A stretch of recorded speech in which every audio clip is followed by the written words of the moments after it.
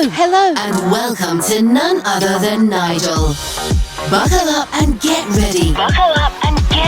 For a fun-filled podcast dedicated to informative and knowledgeable topics and conversations relevant to music, TV, movies, and books. With your host, none other than Nigel.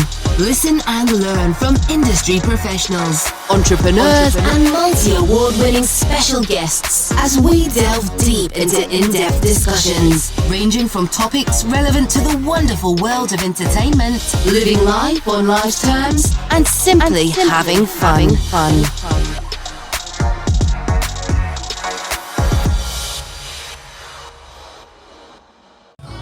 Okay. Are you here? I think we're early.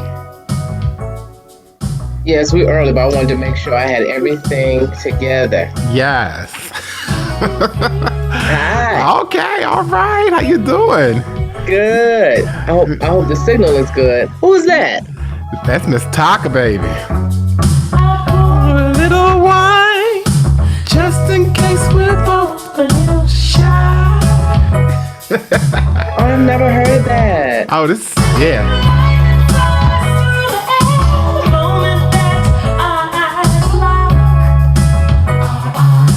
Of course, that's Mark and Shaka in the backing.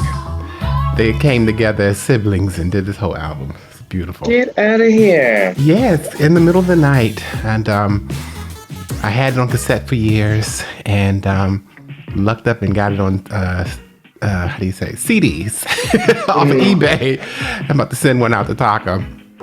And also end up getting the vinyls. So I was like, okay. Yeah, that's what I'm about to say. I'm sure that's still available. Yeah, and surprisingly, the CD had versions that I didn't have on the tape, and others, and a couple of, So I was like, oh, that's a surprise. Interesting. But yeah, so we're here. So let's start. So I'm here with Sammulous. The one. Can you hear me good? Am I good? Yes, you're good. I can hear you. I'm nervous. Please forgive me. This is a new journey for me. So I'm trying to be as professional as possible. Just be yourself. Just be yourself. Okay, groovy. So we're here with Sammulous, superstar, vocal extraordinaire.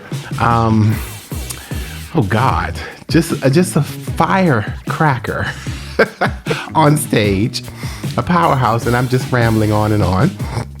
But today I want to talk about a lot of things, and you did get. So let's start off. When did you first realize you wanted to dedicate your life to helping others by spreading love and joy through music? Wow, what a good question. And the reason I say good question because specifically love and joy stuck out because when I was younger, I wasn't even thinking about any of that. It was just singing. But consciously, I see the effect that music has on people. And I think consciously, that would have been 16 years old. Even though I've been singing since I was a kid. But 16 was like the conscious of it. Yeah, for me saying, okay, this is my calling and I have a responsibility. Okay. So at 16, and how old are you now? I'm 28 years young, and this body. It's hard to even imagine that because I still think you're a little 16-year-old. You're grown, okay, but you still look young. So that yeah.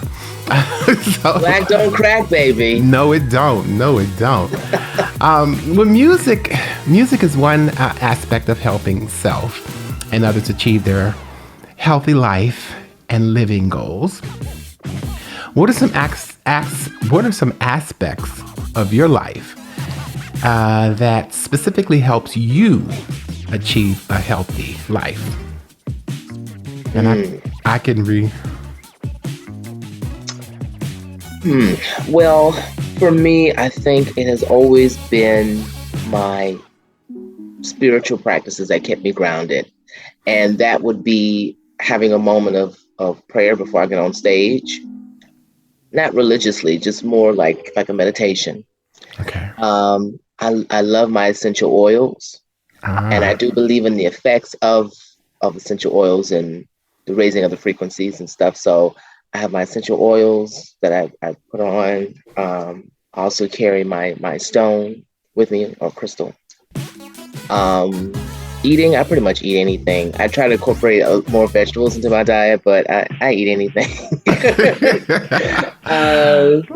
I'm a carnivore. I'm sorry, all you vegan people. Okay. Do you cook? I do cook. I cook very well. Okay. What's your special dish? My special dish has to be... I cook so many because I'm part West Indian. So, oh my God. Personally, for me, I'm a soup lover. So I make great soups, I feel. But my friends love it like when I make like jerk chicken or like coconut rice and I make so many oxtails, anything, like name it, I make it. But at heart, I am a soup person. Well, you're going to have to make each of those dishes for me because I haven't yet to have oxtails and coconut rice. Really? I've had jerk chicken, but everybody has their own spin. Yeah, so that would be my request when I come to visit you. You know, when you have some downtime. Sure, yeah, I would love to. Yeah, yes, and I tip Just well. bring the wine, darling. Okay, well, you tell me empty-handed. Tell me which brand, baby, and it's on. I'll bring all of that, and I tip at the end. Okay. Let's see. What are some of your life goals? I know it's too soon in the interview for this one, so let's skip that one right now. Okay. What were some of the major hurdles and or roadblocks you had to overcome in the process of manifesting your dreams? Well, one was to learn to speak up for myself. And everything starts where you're from. And I was raised in an area it was a loving community, South Florida, in Miami. But there was challenges. There was a lot of stuff going on in Liberty City, from survival to it was just a lot. You know, I had two loving parents, you know, and but a part of me that I was always nervous about was being vulnerable, because I was raised the only child. So my vulnerability was always like in my room with my Disney movies, singing along the songs in the mirror, you know, and then when it's time to go out or go to school, it was just like a very shy person. So I had to learn how to speak up for myself and to love myself, love the person that I am and how I walk in my lifestyle of life. And be unapologetic about it, you know, be fearless about it. And it took some time, but that was a huge hurdle for me, you know. So, yeah. Fearless. Being fearless. That's the word I use as I was, you know, going through my journey of rediscovering your past. And I said, well, he's fearless. When you step on stage, it's fearless. It's like, okay, like you,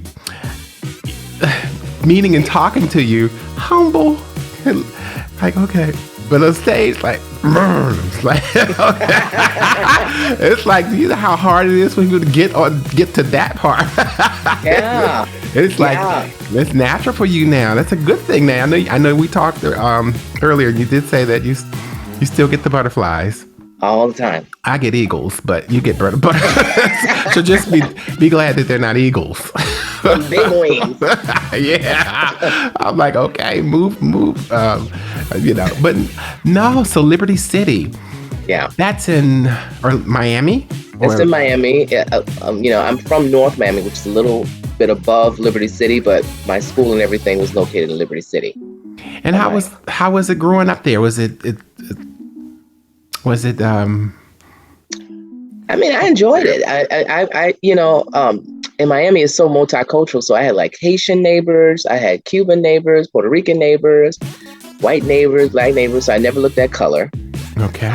I never looked at race. And then when I went to school, it was kind of the same situation. It was just very multi. Yeah. And but at the end of the day,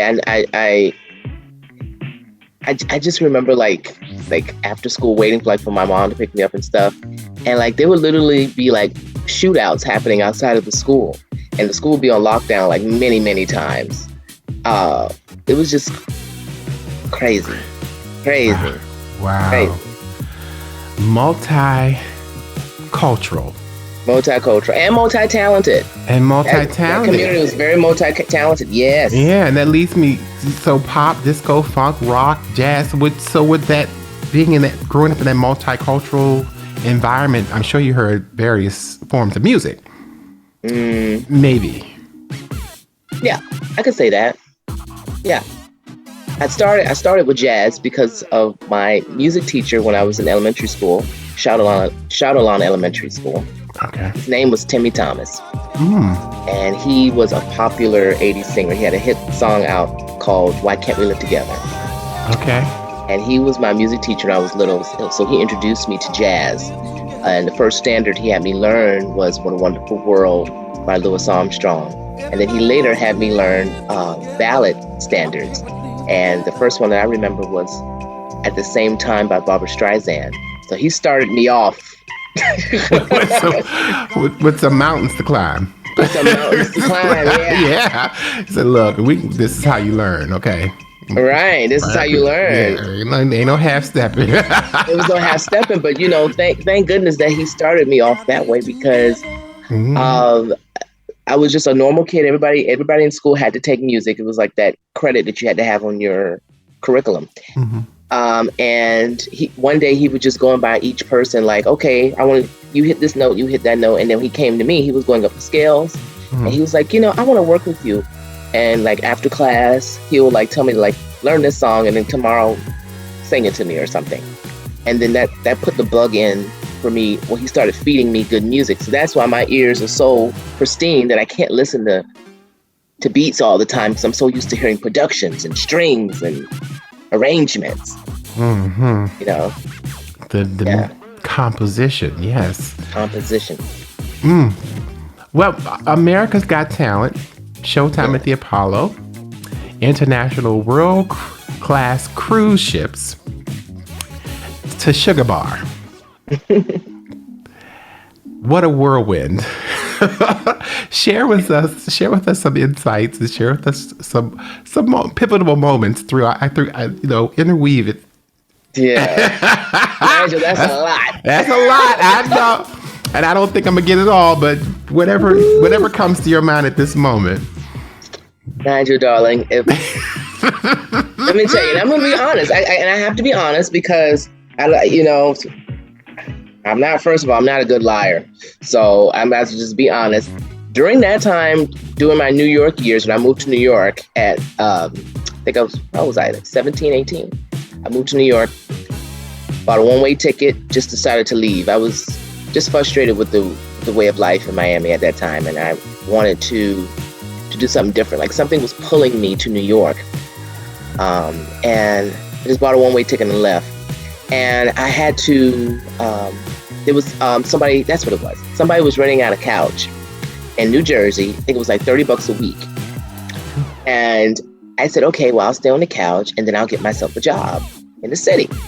I didn't have a plan, nor did I know anybody, but I slept on the couch. It was like 3 other guys that was like Indian. And so, they taught me about spices and how to get around in New Jersey, whatever. Went into the city to try to get me a job. It was hard to get a job because I had no experience in working. So I would attend open mics. I think one of the open mics I went to was like Village Underground and other places like that. Mm-hmm. And I remember I was singing a song one night. Somebody was singing, but it was singing so soft. And I got up and I was like drunk. And I started like belting out the song. And I remember the manager approached me and gave me his card. And was like, hey, would you like to do a couple of nights? I forget the name of the club. So I slowly started making a name for myself at open mics and predominantly doing Shaka songs because that was like my niche, this male singer hitting these notes, and it paid them $30 a week on the couch. Okay. I know that's right. Yes. fast forward, I befriended someone that was like that is my best friend. Her name is Millie.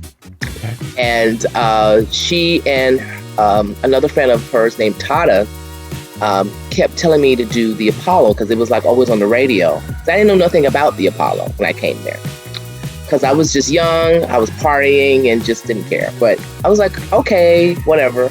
It was like snowing that day. It was raining that day. I remember standing in line at 4 o'clock in the morning. So I did the Apollo and I did my niche song, which was Sweet Thing.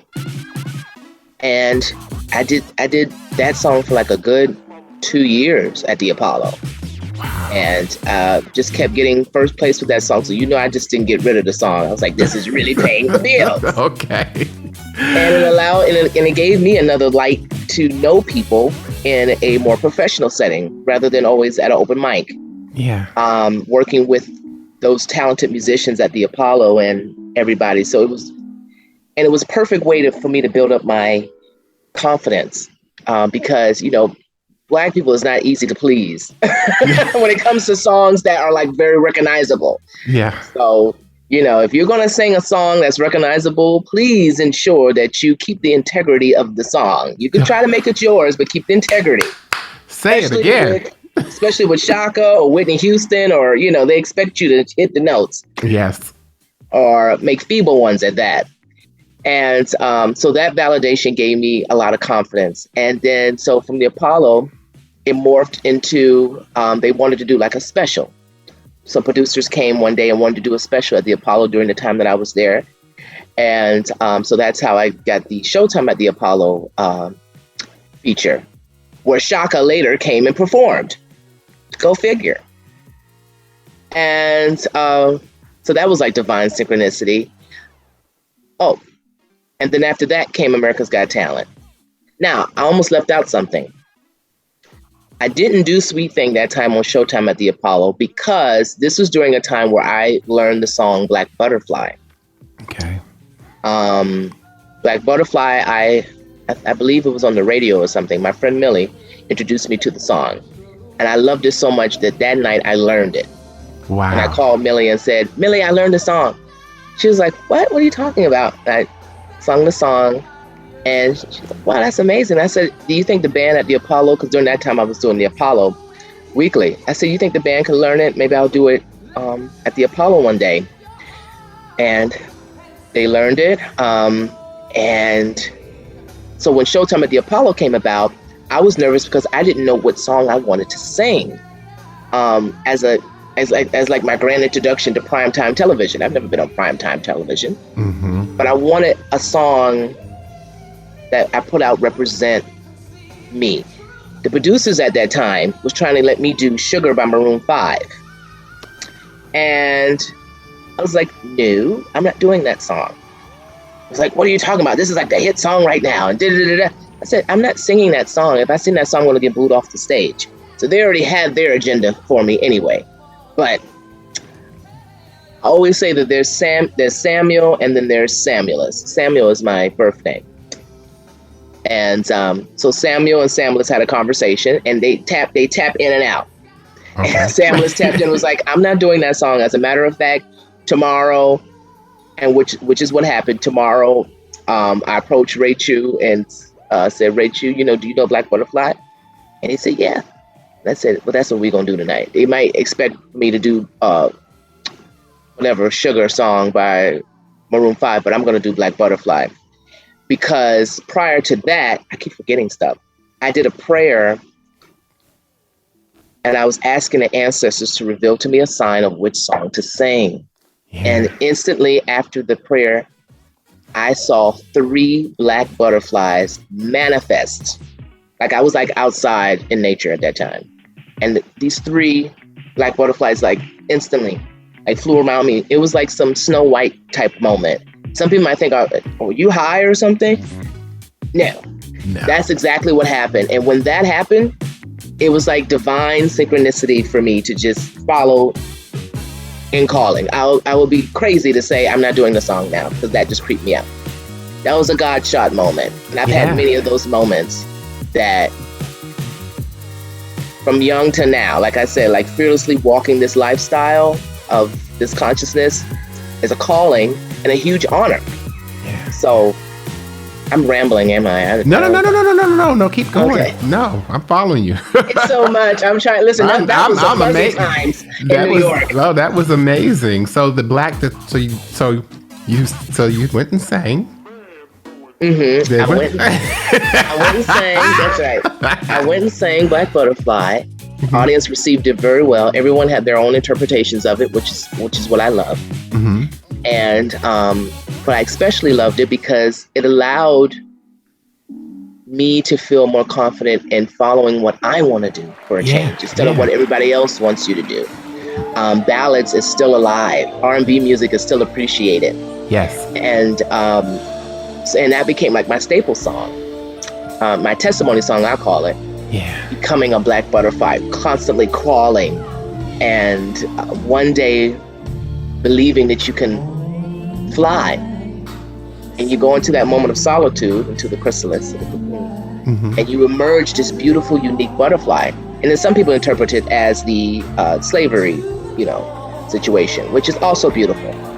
A way to remind people that slavery was not that long ago. No. And we all are still fighting for our rights in different ways. Yeah. So yeah. Then America's Got Talent. Mm-hmm. That was offered to me, actually. Some producers saw the footage and contacted me directly. Wow. They can always get your number. You'll find your email or something. I don't know if it was like on Facebook they wrote me or something, but anyway, they contacted me and said, hey, we're starting season 12 of America's Got Talent, and we would like to know if you're interested. And I said, are you kidding me? Of course. Now, I didn't really know much about America's Got Talent. I knew something about American Idol. I've heard about The Voice, but America's Got Talent, I didn't really know much about. And it was like, Sam, you don't know much about anything. You didn't know nothing about the Apollo. You didn't know nothing about. That's a good thing. I mean, in a sense, but boy, does it add the pressure because you go, well, I need to go see what this is about. Yeah. Let me go try to find. No, so it's your destiny. It was my destiny. It was just. I'm listening to it unfold. But yeah, keep going. Let me not interrupt you. No. We're having a conversation. I mean, and it helps me to recall because it happened so fast. Yeah. It was as if like the universe was just waiting for me to take that one step to just. Yeah, because you were young and you didn't know, and you didn't even really intentionally walk into that light with that purpose, and it tends to work out. I've heard this story so many times. It tends to work out that way for people who aren't seeking. Mm-hmm. Who don't really even think it's, So yeah, and the ones that are like, never. Yeah, and I was still also during that time I was still battling my sexuality and being open with it. I was just always like scared of what religion would say and what this person would say, and I was just having that battle within myself, and it caused me to limit myself and really express myself. So with America's Got Talent, I said this was during a time that I gained a little bit more confidence, and probably because of Black Butterfly and wearing that gold jacket on national television, I was just like, my head got a little big, and I was just like, I think I can do this. and experience. And experience. Yes, lots of it, and the accolades. You gotta that energy. That energy from the audience. A lot of people don't know what that's about, but it's powerful. It's very powerful. And sometimes you can't see them because the lights is on you, but you still can feel it. You can feel it, and you also can feel when you look at someone in the audience that is looking at you as inspiration. Like, do it. You better do it. You better work. I see so many I see it. Yeah. And they approach me afterwards. I've gotten a lot of fan mail from people like, when I was your age, I wanted to do it, but I was so afraid. And so I feel like when I'm on stage, I'm not just on there for me. I'm on there for the trailblazers that paved this way for me to be here. And I'm on here to motivate and inspire. of the people. Thus came the song, You Make Me Feel Mighty Real. Beautiful, beautiful. Yes. So yes. the AGT people, they contacted you, and then what happened? So they arranged for me to, they flew me out to California, put me in this beautiful hotel. It was like a king size suite in, where were we? Pasadena, California. Wow. This is like my second time coming to California. So a little boy from Miami, I was just like, wow, this is amazing. And I came there by myself. I didn't really have much support back then. So I didn't have someone to be with. But I did have someone I call up all the time for encouragement. Mm-hmm.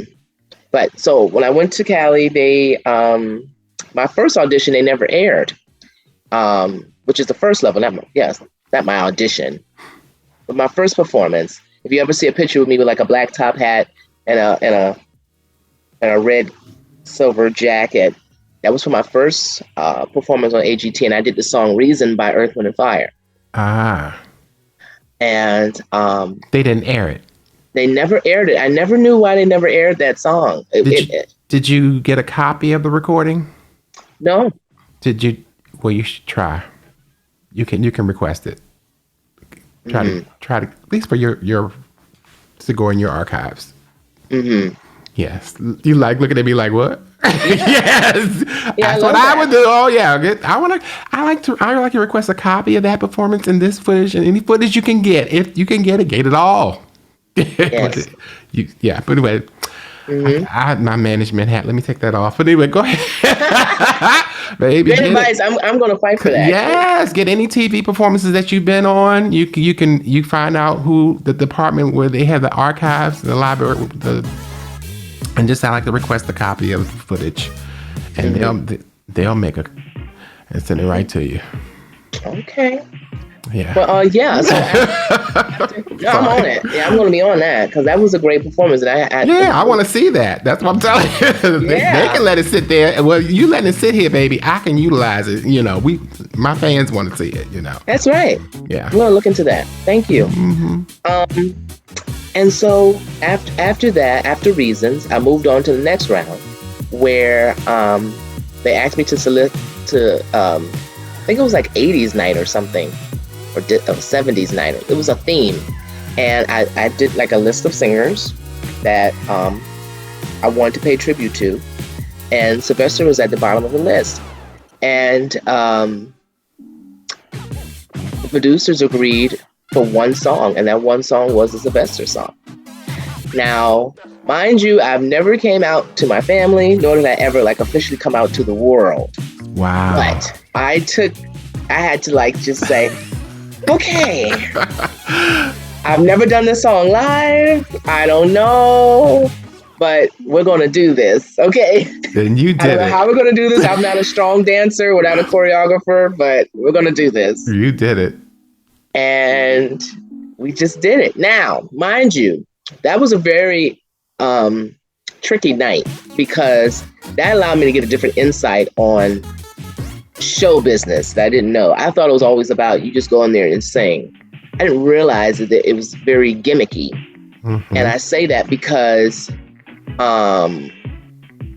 when I was doing sound check, the program originally the producer told me that, and I saw the schedule, I was going to be like the third act.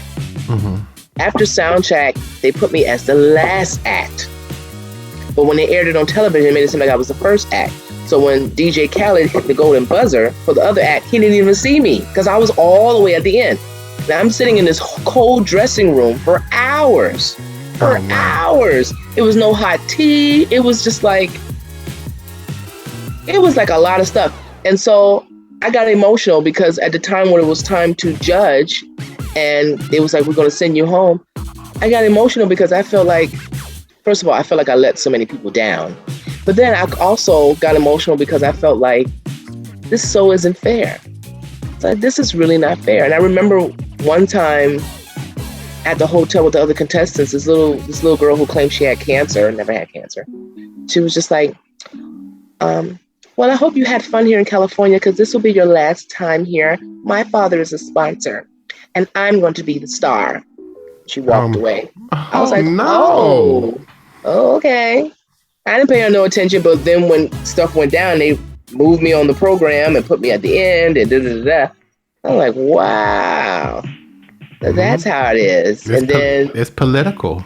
It's very political. It's yeah. But I believe they was trying to fight for me because once he judged and said no, they brought me.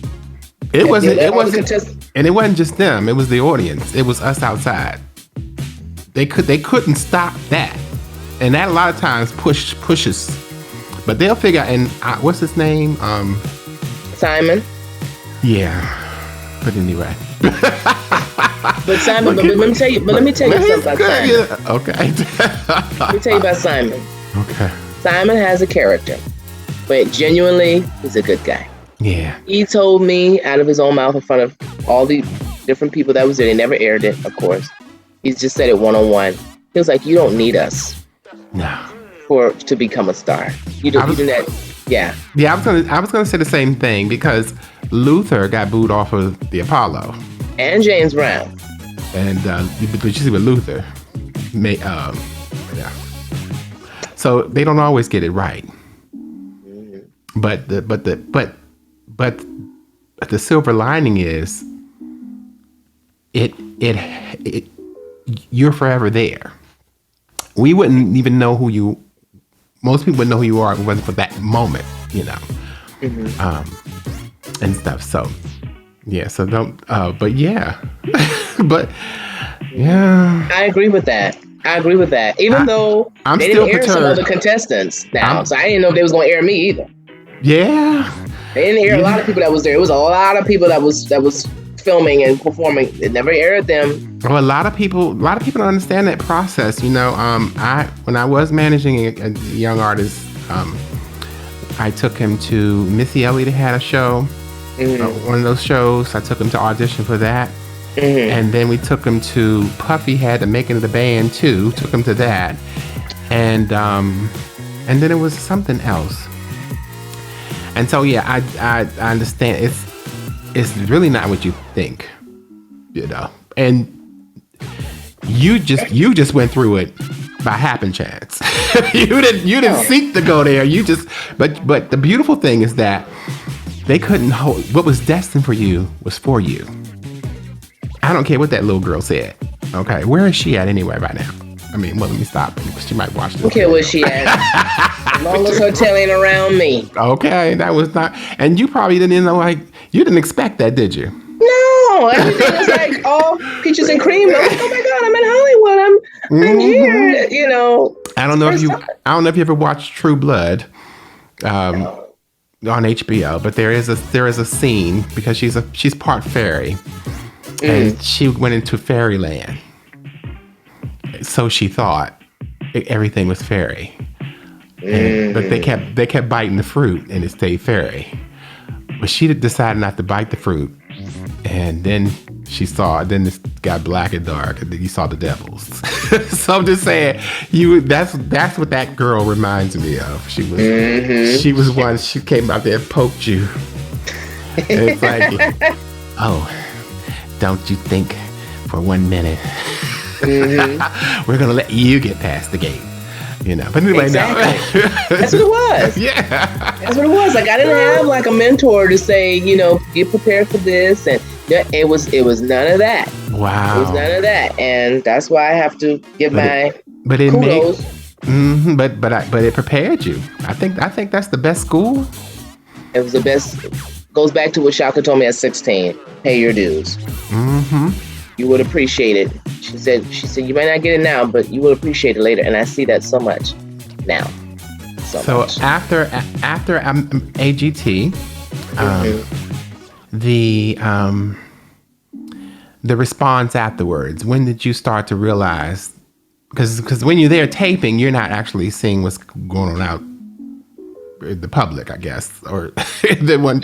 Oh no, I saw what the public was doing. I was interacting. I wasn't even thinking about the judges. I've always been. Oh, wait a minute. That's right. You guys, it's cell phone time. Right. Girl, I'm so old school.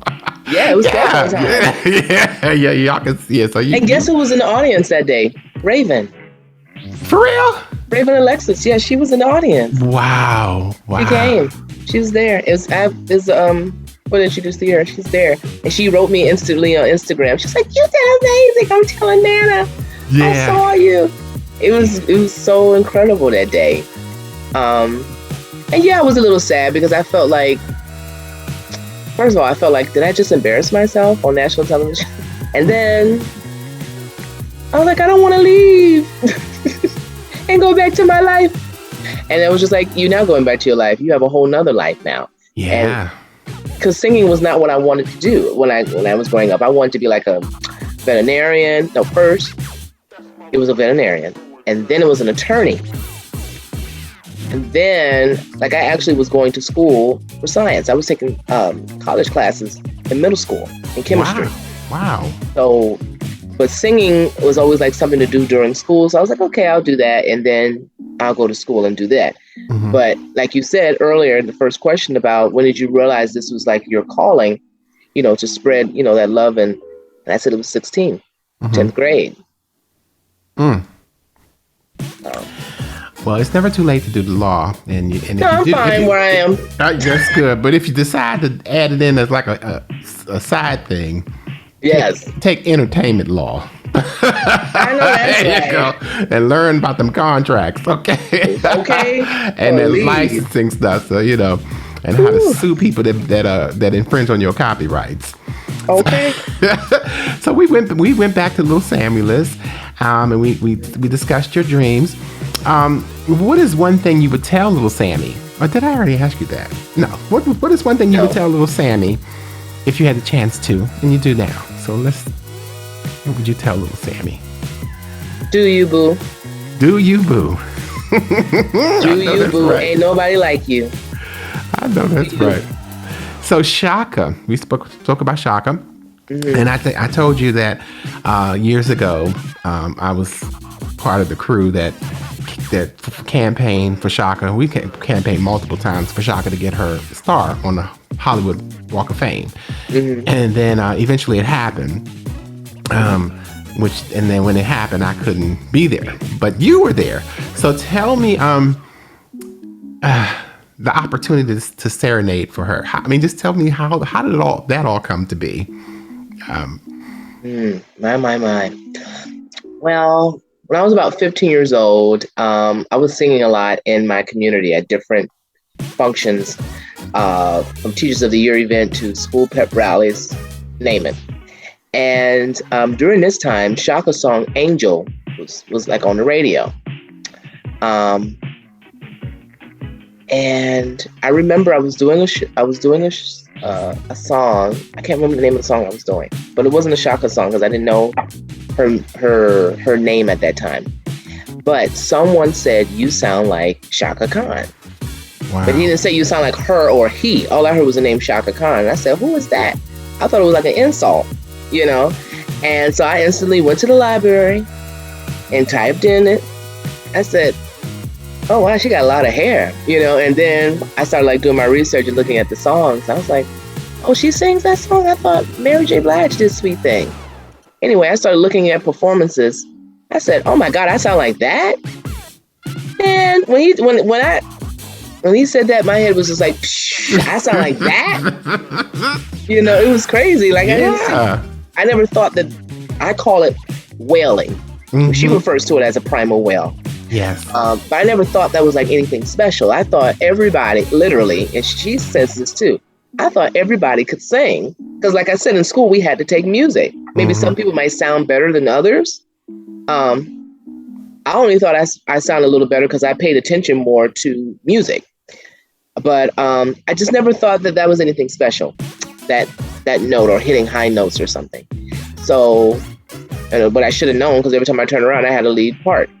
Okay.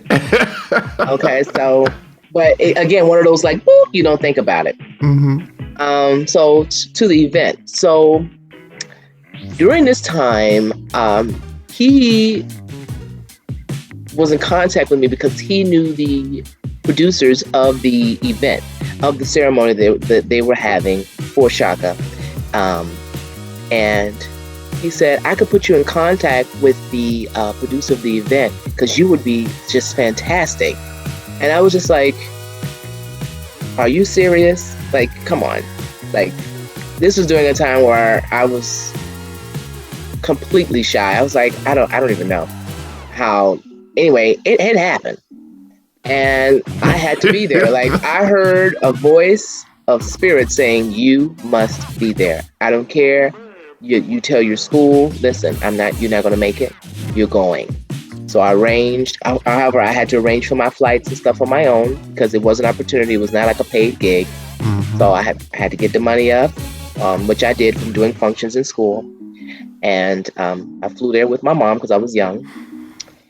And I was at the hotel. I was at the Motel 6 on the strip of the walk. So the Motel 6 was on one block, and she was getting her start on the other block. So I stayed at the Motel 6, and it instantly was like a one-day thing, like because I had to go to school the next day. Okay, in and out. In and out. And it was my first time in California, so that was like my first time on a plane for that long. It's like, this is insane. But so when I landed, I was like, I can't believe I'm here. This is like unreal. Like the whole time I'm like on the plane, like looking at pictures of her and looking at music and just getting my study on because I'm still learning about her. Mm-hmm. And I'm in the hotel, I'm getting ready, getting dressed. And I don't have all that fancy clothes and stuff. I just had like a nice tux. And my hair was like twists and stuff. I don't know, I was worrying about the wrong things, but I was young. And I remember like before I left the hotel, I prayed. And I was asking God, I said, because this is during a time, like, again, like I wasn't thinking about being a singer. But when this opportunity came, that's when I said the prayer and I said, God, if it's my calling to be a singer, an artist, please show me a sign. Boom. As soon as my phone rang, the producer, Sammy, we need you down for sound check. I'm like, oh, okay. So got myself together and just all I literally had to do was just walk because it was right there. Mm-hmm. I walked, and that's when you heard like the Hollywood Commerce like announcing Shaka, ladies and gentlemen, give it up for da-da-da-da. And Shaka comes out the car. She's she got her shades on, big hair, short. When you see her in person, you're like, congratulations, this woman is short. Yeah, teeny tiny. Short, and it's just so feisty to be so short. It's so cute. Feisty, yes. And curly hair. That curly hair. Beautiful. And I was like, wow. Like, she embodied a star to me. I've never seen that in Miami. I just never seen that. And so I remember, like, she was just, like, on the mic. And, I was standing there for a second because I still had to go to the sound check. But I was just watching the moment and just taking it all in. Like, you're here. All the fans are, like, screaming what their songs. I'm just standing in the back like, wow. And I just left. I just walked while they was doing that because I had to go to sound check. And as I'm walking, I just happened to just turn around and wave at her. And she instantly like pointed me out, just like, ah. Mm-hmm. And that meant something to me, obviously. I was like, oh, she saw me. Mind you guys, I'm like 16. Okay. So I get to the venue, beautiful venue. They had it at the, it's called the Trevestier. Something. Y'all can look it up. The Hollywood Walk of Fame ceremony. Anyway, we get to the event. Fabulous event. Fabulous. Oh, mind you, I bumped into, we ain't gonna say that. Well, I guess we could say it because you always crop it out if it's like too much. But as I was walking, I saw this lady who tripped and she grabbed me. And I was like, are you okay? She was like, oh my God, thank you, baby. Oh my God. Oh, thank you, sweetheart. And that was Mickey Howard. But anyway. That's her road dog. That's her girl. Yeah, Mickey, she was tripping that day, literally. Okay. And sweetheart. So anyway, I get to the sound check and she's like, Sammy, we want to do like a quick sound check because they're going to be here within the next 10 minutes. So, go ahead and test your music. What song are you going to do? At that time, I was looking on Google. So the top song I saw was I Feel For You. So I was like, I'm going to do I Feel For You. Never rehearsed it. It's like, what am I doing? Why am I here? He's like, you're going to do I Feel For You? Okay, I'll try your music. And gave the CD and something happened with the sound system. like, CD isn't working. I was like, what? CD isn't working? And so I just went into I just froze. Like, it was just like, oh my God, what am I going to do? And then here come all the stars coming in. Like, name it, it was there. Like, I remember seeing David Foster. I remember seeing, but I didn't know who that was at that time, 16. Shaka comes in, and this was like our first introduction. I had footage of that when we first met. And she was just walking past, and I was like, hi, Shaka. This was during the time I found out my song didn't work, and she comes in just like, oh my God. And I'm like thinking, like, is there something on my face or something? And she was like, oh my God. And there was someone else who was trying to interfere with what she was trying to say. She was like, wait a minute.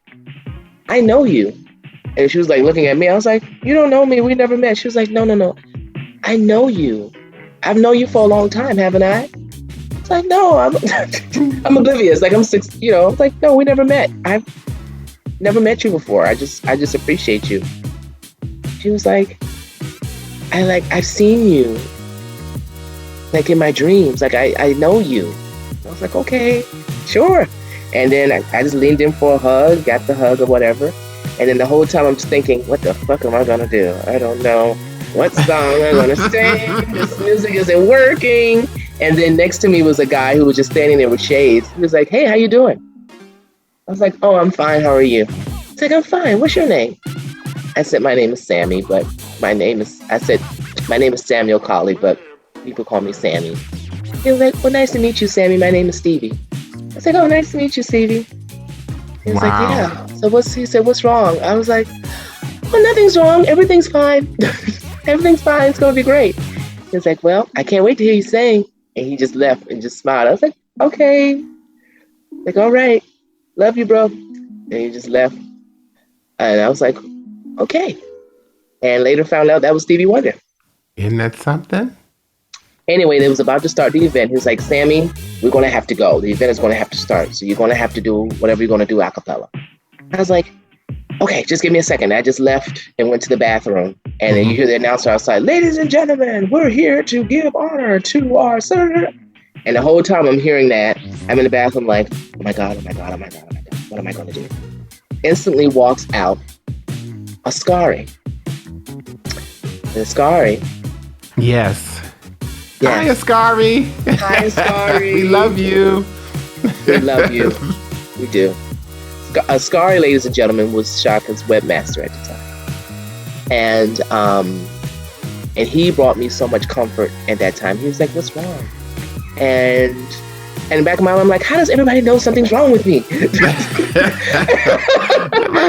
I was like, you must really were showing it. Yeah, you were showing it. I was showing it, yeah. And I also think, like, I'm in a group full of conscious people, so they can feel that aura. Yeah. At that time, I didn't know that, obviously. Yeah, you were young. You're a little baby. I was young, yeah. Yeah. And but not a little baby, but you was young. No. I was young. Yeah. I was no baby. I know that. Ascari, brought me a lot of comfort and was asking me, like,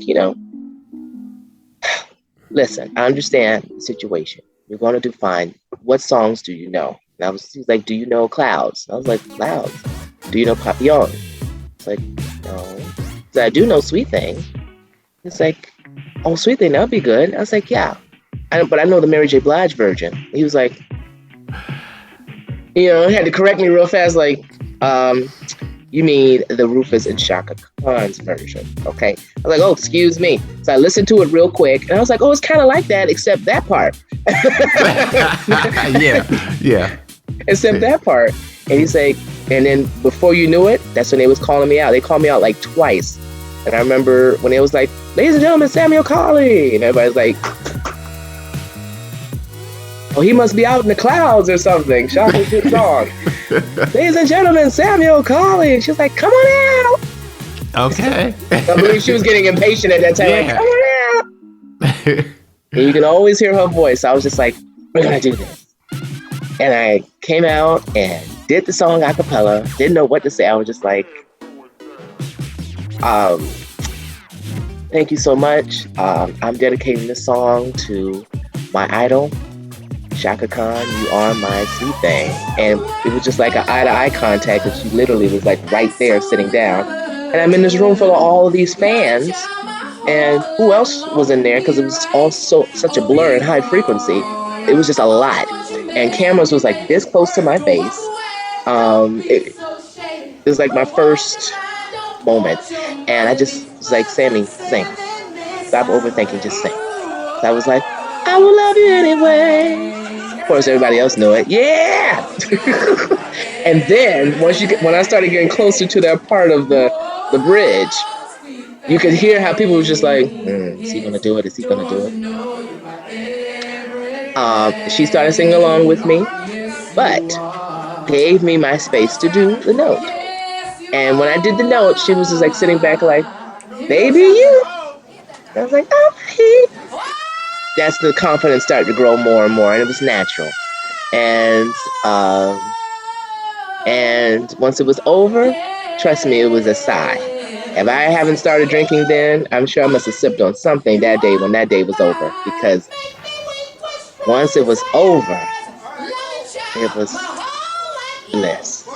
Yes, the pressure was released. The pressure was released, and all I had to do was just breathe, stand and breathe and exhale, and exhale. Okay, and then you get the summons. Shaka wants to speak to you. I get the summons. The pressure. The pressure again. Yes. Within moments. So tell us about that if you can. Indeed. So she summons me. She calls over Tony. She was like in the middle of an interview. And I remember I was looking at her in the distance, and she was like looking at me like, and she was like whispering to Tony, can you?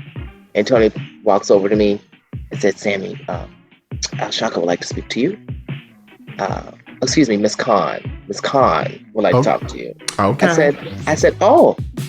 Now, mind you, when he said that, some other people standing around me, so they were just like, oh.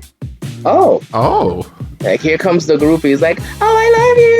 Yeah, why you get to go? Right, why you get to go? Yeah, right. Why not me? Right, and I get it. Trust me, I get it. But honey, when it was time to go, I said, let's go. Yeah, okay. There you go. So we leave. You say, why not you? Well,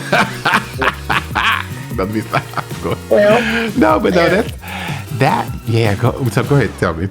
So, well, yeah. I mean, she called you. She summons me over, and we sat in a very secluded area, and just chilling. I just remember she was just chilling, like, so tell me where you from, who are you and stuff. I was like, such and such and so. My name is Sammy from Miami. She's like, well, who you here with? I'm like, I'm here with my mom. Just came in. And she was just like, can you come to the hotel afterwards? I was like, I hated that I said no, but I was like, I can't come because I got to go to school tomorrow. I was like, I can't come to the hotel. I got to go to school tomorrow. She's like, oh, that's okay. And then I started crying again. Nothing like cancer. She was like, why are you crying? I was like, I'm just so happy, and this is just an emotional moment for me right now. It's just a lot. It was a lot going on. She's like, what happened? Like, when the music didn't work at first, so I had to, she said, well, you picked a song that I wrote. And I had to act like I already knew like that song was hers. I was like, yeah, I know that's your song. And yeah. Even though at the beginning I didn't. You did. But I wouldn't tell her that. I'm not trying to mess up this moment.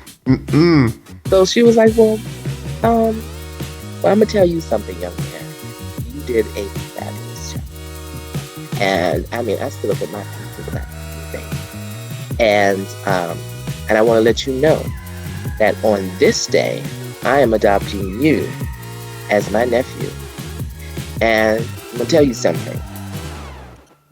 In this business, what I want you to do is to pay your dues. You're going to be just fine. I can see your future. You're going to be just fine. But if I give you fame, you will not appreciate it. You will not appreciate it. She was like, trust me, I'm going to keep an eye out on you. And I asked, I was like, can I have a photo? I was like, can I have a photo? I want to have proof. So when I go back home, it's like, of course, yeah, take a picture, whatever. And I was like grabbing random stuff for her to sign. Like, can you sign this? Can you sign that? She was like, of course, just very sweet. Mm-hmm. And that was the beginning of our relationship. And that's what happened. And I went home the next day. I had to go back to school. And I came back to school like, y'all wouldn't believe what just happened to me. Wow, I know, isn't it amazing? And years later, how many years later was it when you all ended up on the stage together? We ended up on the stage together, I believe, within the next year for the Florida AIDS Walk performance. It was like the next year. Mm-hmm. Yep, she came to Fort Lauderdale. She doesn't come to Florida much. She came to Fort Lauderdale. It was during her birthday. And she was doing Tell Me Something Good. And she was like, oh, I know you can sing. I was trying to just be in the audience because I really enjoy just looking at the show. Yeah. And she put you on the spot. Like, come up here. Her voice was hoarse that day. Yeah. And she was just like, she's like, get your behind up here. Whispered, and, it was just like, okay, Auntie's voice is not feeling well. Okay, so I'm going to need for you to sing this song. Okay, here we go. you got her down, A lot of people, I mean, that just the way you said that sounds like Shaka. She said, sing this song. Sing this song. And people, even her own family, be like, yo, you and her are like, they'll be like, that's your primal self there. Shaka's your primal self. You two kind of act alike. And I believe it's a tribal thing. Mm-hmm. Yeah, kindred spirits. I get it. Kindred spirits. Yeah, I get it. It's intergalactic kind of sort of. I was gonna say universal, but it's more than that. It's more cosmic. And it's more so she may have seen you in her dreams. Yeah. But you're sharp. And I'm still piecing together this life. Yeah, because you're still young, but keep going. It's gonna come together even more. There's much more for you. And especially in the world of the recording artist side, because that's I see that happening or coming to fray for you because that is the catalyst. The recording artist, that's the one who gets in the studio and crafts the magic in the recording, paints and does all and along with everybody. And then you have that recording, and that's where Shaka masters, throughout the decades, a solid, astounding recording artist. I mean, she would do her own backing vocals, backing arrangements, or she would, if anybody came on board, she pretty much handled the arrangements too. But yeah. I digress. So back to So I just can't wait for you to experience all of that joy when you up in that studio and stuff, and you get the playback, and you get to be very, very instrumental in the mixing and just all the wonderful things, and then the final product, and just. Yeah, it's a work of art. That's why they call recording artists. Then there's the live performer, and all of this, but sometimes I have to. This is just. I think it's important for a lot of folks. It's not said enough. So there's a recording artist, and then there's a live performer, and it's a beautiful thing when you have both abilities to be the recording artist and the live performer. Because then you're unstoppable, and you have longevity, and that's she stands testament to that, And not only her, Patti LaBelle and Gladys Knight and all the legends. All the legends. Yeah, the living. And such great wisdom, Nigel, because it's so true. By understanding the recording side of it and the live performance side of it, I've mostly been in live performing side of it, but recording, I do see what you say. It's not easy. It's not easy, and but what a perfect mentor for me at that age, you know. And it said it'll be a joy. And I believe that you have to start you got to get into that studio. You got to. And I know you are, but I just urge you because the marvel and the magic and that's untapped with you in the studio. See the stage, and stay on the stage. Definitely keep doing that. But go up in that studio and start tapping into that magic and seeing it's your domain. It's your world. It's all up, and everything you can dream up can happen. You know, you should make sure you have the right sound engineer and producer and the right people in the studio with you, though. Absolutely. It's very important. You know, absolutely. You come out sound like some garbage because they don't know what they're doing. You know, it's like, okay, that's not what you know. Jim, James, Paul, and Tyrone, basement studio, and if you're writing your own stuff, or you're or you're going in the studio to do original material. You want to make sure you have the split sheets. The only people allowed in the studio is the people that are getting credit on the song. You know, can I come hang out on your session? No, because you blow up. Then years later, you get a cease and desist and a lawsuit. I didn't get my credit on that song. And I was there. And then he owed me some money. And I helped him create that lick. So yes, there's a thing called split sheet. But anyway, that's too much. We can talk about that on it. But yeah, so oh God, I'm in awe. So you did that with Shaka. You got up on the set. That had to be nerve.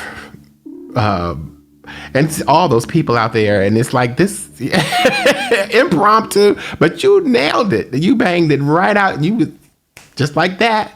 But how did you feel afterwards? It's like, why does this keep happening to me? Like, right. That part. That part. Yeah. And proud as heck because I felt like I'm standing on this stage, not only honoring a woman who I completely admire, that we all admire, but I feel like in a way I'm keeping that legacy alive. And I'm on stage entertaining as if somebody else was like doing it or something. You know, it's not just me. I just happen to be doing it, but since I'm a boy doing it, it's kind of fun because it's like, oh, what is he gonna do? Oh, he's doing that. So it was entertaining to me. So I like that. It was fun, yes. It's fun. Here we go. Oh, cruise ship life. Okay, please, and if I'm missing anything, just harp in. But cruise ship life. Please share with us, because I've never been on a ship, the experience. What tips would you give to someone, maybe like myself, who wants to audition to become a cruise ship singer? And you know, and use that as my way to get out there on deep seas. But no, just that, yeah. There's something for everybody on a cruise ship. I'm telling you, you know, there is different venues, different piano bars, different karaoke rooms, different. Possibilities are endless. I've seen people that sometimes doesn't even have a great voice, but it's a decent voice, and it's an entertaining enough show that they created. So my advice is the first thing you mentioned is to audition. These cruise companies have auditions all the time. It's just people don't really know about them. Yeah. But you know, you seek and you shall find. Yeah. You know, and when you go to the audition, be yourself. Yeah. And that's something that when I did, when I started with cruise ships, it was shortly after America's Got Talent. And I believe a friend of mine mentioned to me, hey, you should try to work on the cruise ships. I was just like, well, that's different. I'm down to try anything. I don't have anything holding me back. So I said, I'll try that. It's new. I didn't know I was going to be gone for that long. But anyway, I saw an audition. You said that long? I didn't know it was going to be that long. I thought it was like a week or something. I was gone for like 9 months. Oh, my God. Oh, wow. Yeah. Okay. Yeah. And then again, that is long. And you didn't have nobody telling you. You didn't, there was another step in right. Boy, I had a, what is it? Step into the bad side. Yeah, girl, that's you, honey. Everything that you've told me, so you stepped into the bad side. Yes. I'm loving it. So you stepped in, and 9 months later, baby. 9 months later, I stepped in. Yeah, I first auditioned for Cats. I'm not a trained dancer. I'm not really a dancer, really. I'm more of a two-stepper, if anything.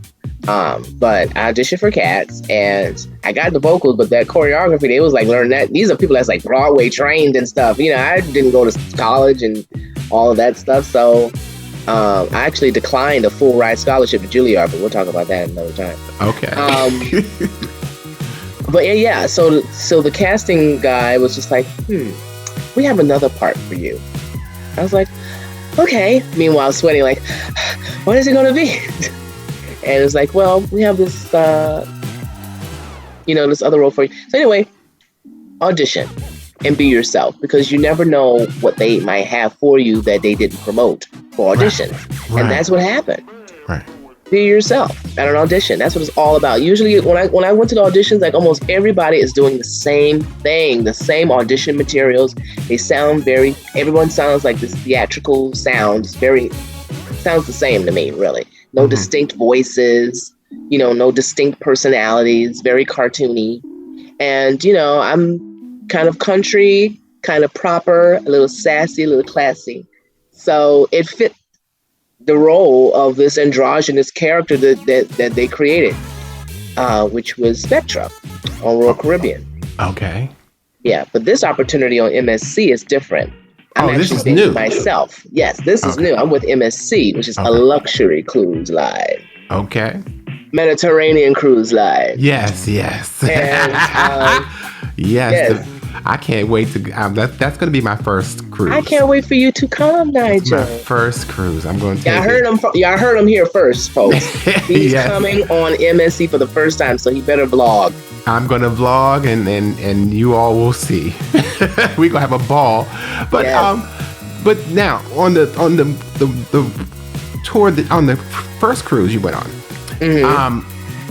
So did you all have like was your schedule, was it an intense performing schedule, and was there breaks?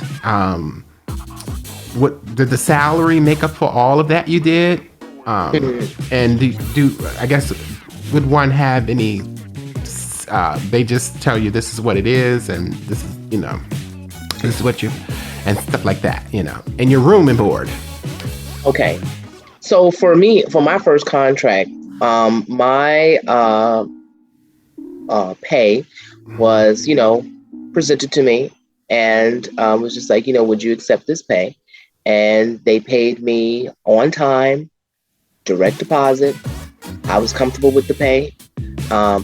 Performance was not intense, probably 2 shows a night, and the show was like an hour. Okay. Sometimes not even that. Sometimes maybe 1 show. Sometimes it might be canceled due to rocky waves on the ship or something. Because the particular musical that I was doing required aerialists. So there was people like swinging down from the sky. Like, this ship was huge. It was like a huge Broadway performance stuff. So if it's too rocky at sea, they might cancel it. So there's been times that we haven't worked like a whole week and still got paid. So and then for me, my room, I had my own room. Mainly because I was a star. So I didn't have a roommate. If you have your own show, you will not have roommates. But if you are part of an ensemble or, a cast. a cast, you probably will have a roommate, unless you demand probably negotiating your contract, or something. Yeah, negotiating your contract. Fight for it, but that's good to know. And the rooms are very comfortable. It's a whole nother life on the ship, because you don't, the water is purified, so you might be used to having certain type of water, like but the water is purified. Keep in mind that the food is preserved, because they have to keep it preserved for the amount of time that they're on the ship, so it might be in the freezer a lot, but it is fresh food. And it's a whole nother life. It's a whole nother life. People come on that ship to escape land and to go to the different islands and explore. So they're mostly on the ship, drinking, eating a lot, seeing different shows, having a great time. And I enjoyed it because I got to meet people from all around the world, and network and just a different experience of life, rather than being on land. On water, being that I'm a Cancer, the water to me was very healing. When I would just go out on the dock and look at the water and the sea, and I enjoyed that. Some people might don't like being around a lot of water because they watched the Titanic. Yeah. That's my favorite movie. And you're safe. You're very safe, and it's beautiful. You're out there and you see the stars, and because it's nothing out there at sea, and then the waves is relaxing. You don't really feel the waves unless it's like a horrible hurricane, and you might feel the waves, but it's nothing dramatic. On a big ship like that, if it was small, you might feel it. Yeah. And that was 9 months you were out there. I was gone for 9 months, and that's not including the 1 month of rehearsal I had. Yeah. Well, the good thing is that the money can stack, right? The money can stack. You don't have to worry about paying your bills. Yeah, let it just stay right up in there, and then when you get off, you're a millionaire. The boat. Just make sure you pay your taxes. Well, they take taxes out. Oh, well, then you have to worry about that. Yeah, that's don't gotta worry about that. Nope. And so after that cruise, now let's talk about this new opportunity. I mean, this is just fresh or hot off the press. They just contacted these people just contact you through social media. It's amazing, isn't it? I mean, it's amazing. But the vice president, who contacted me specifically, he remembered my work from Royal Caribbean. So he was on the ship. He was already on the ship, and he's worked with me before. So he's seen my work, and he's been watching my stuff. So it was just, when this opportunity came around and the pandemic finally let up, it was just like, Sammy, are you interested in this? Because we're creating this new show, and you would be amazing as the host and singer. Are you available? What are you doing these days? I was like, how much is it paying? Baby, when I found out that itinerary and where it was going, because I've never been overseas. When I did Royal Caribbean, it was just the Caribbeans and Canada. Beautiful. Yeah. But I've never been to Rome and Spain and Portugal. That's like, whoa. And then I'm myself. Yeah. You can be. I get to be myself. So it'll be Sammulous. Yes, that's very important. Well, I'm not sure if the show will be Sammulous. Look, it's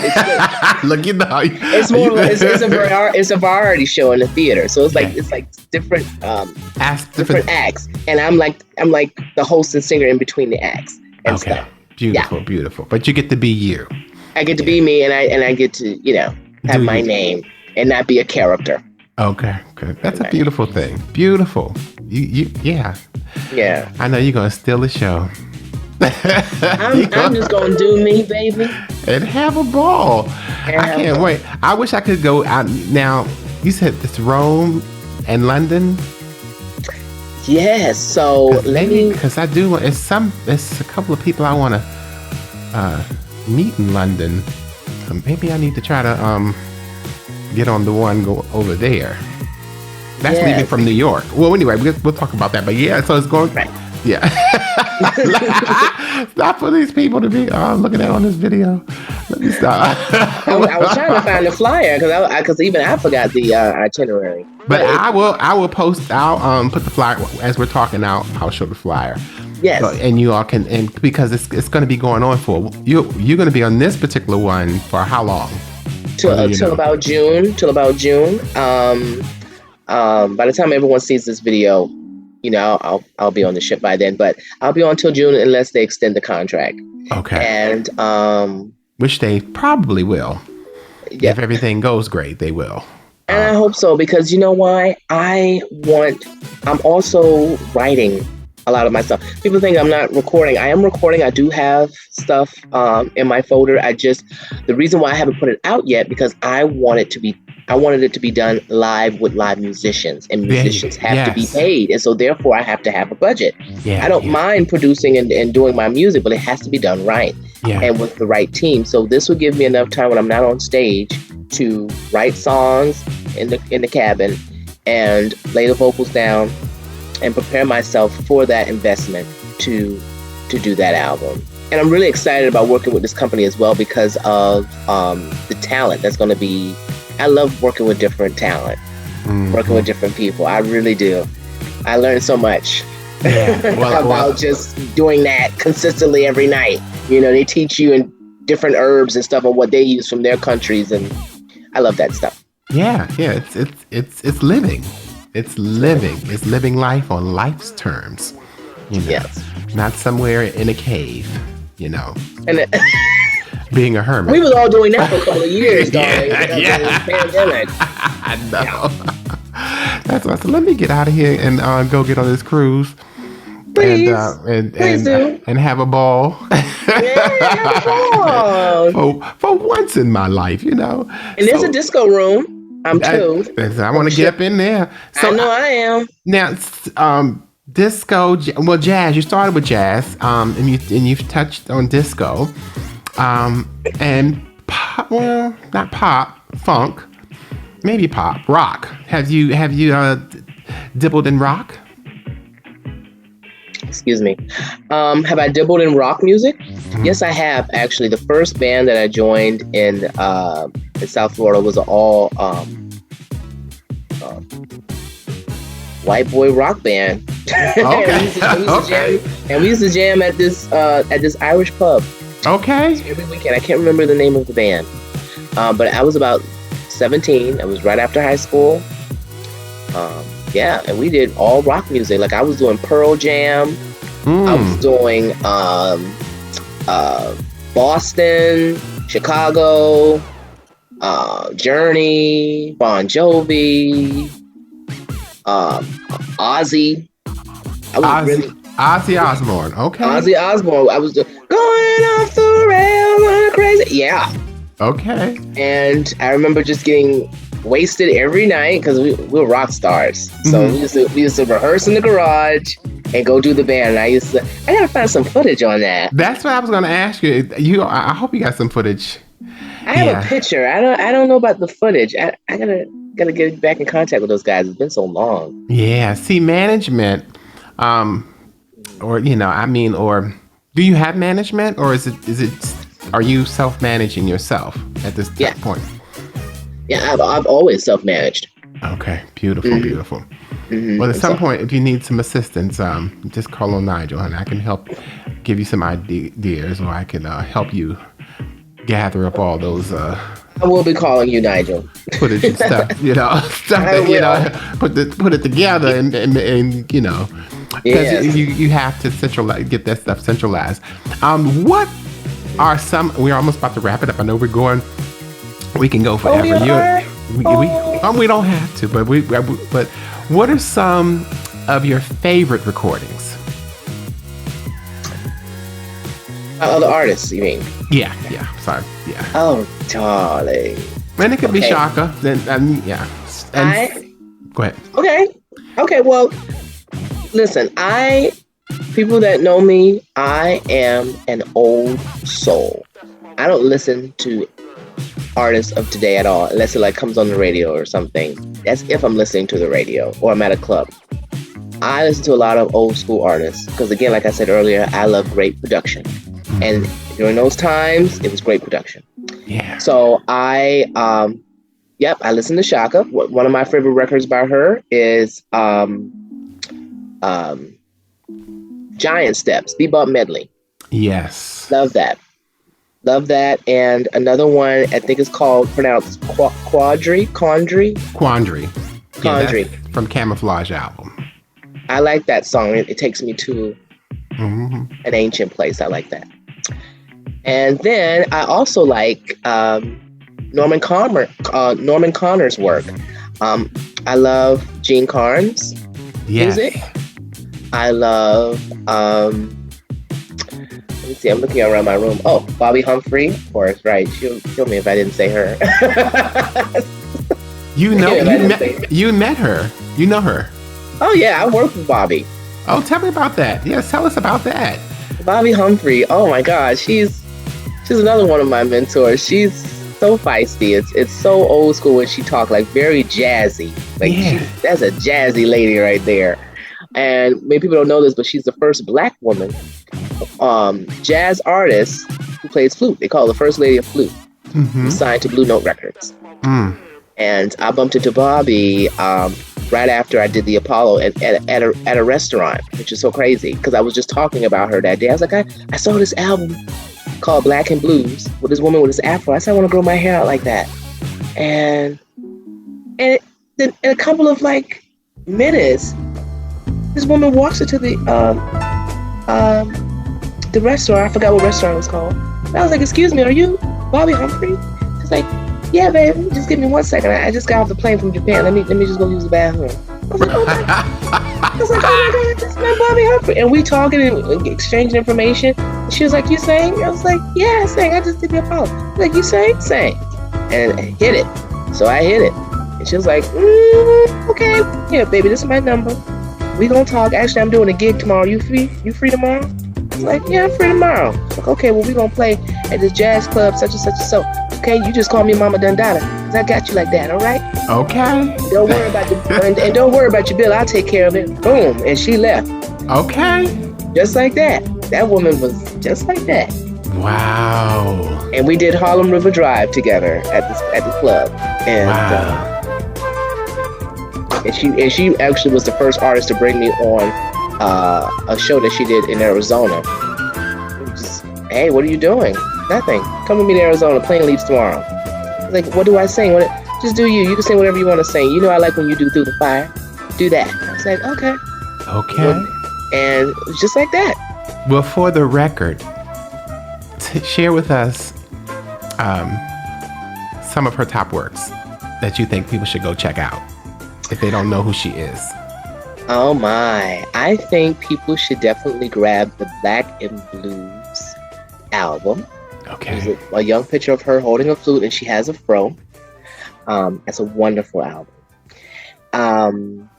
There's also another album that she has called The Good Life that I love.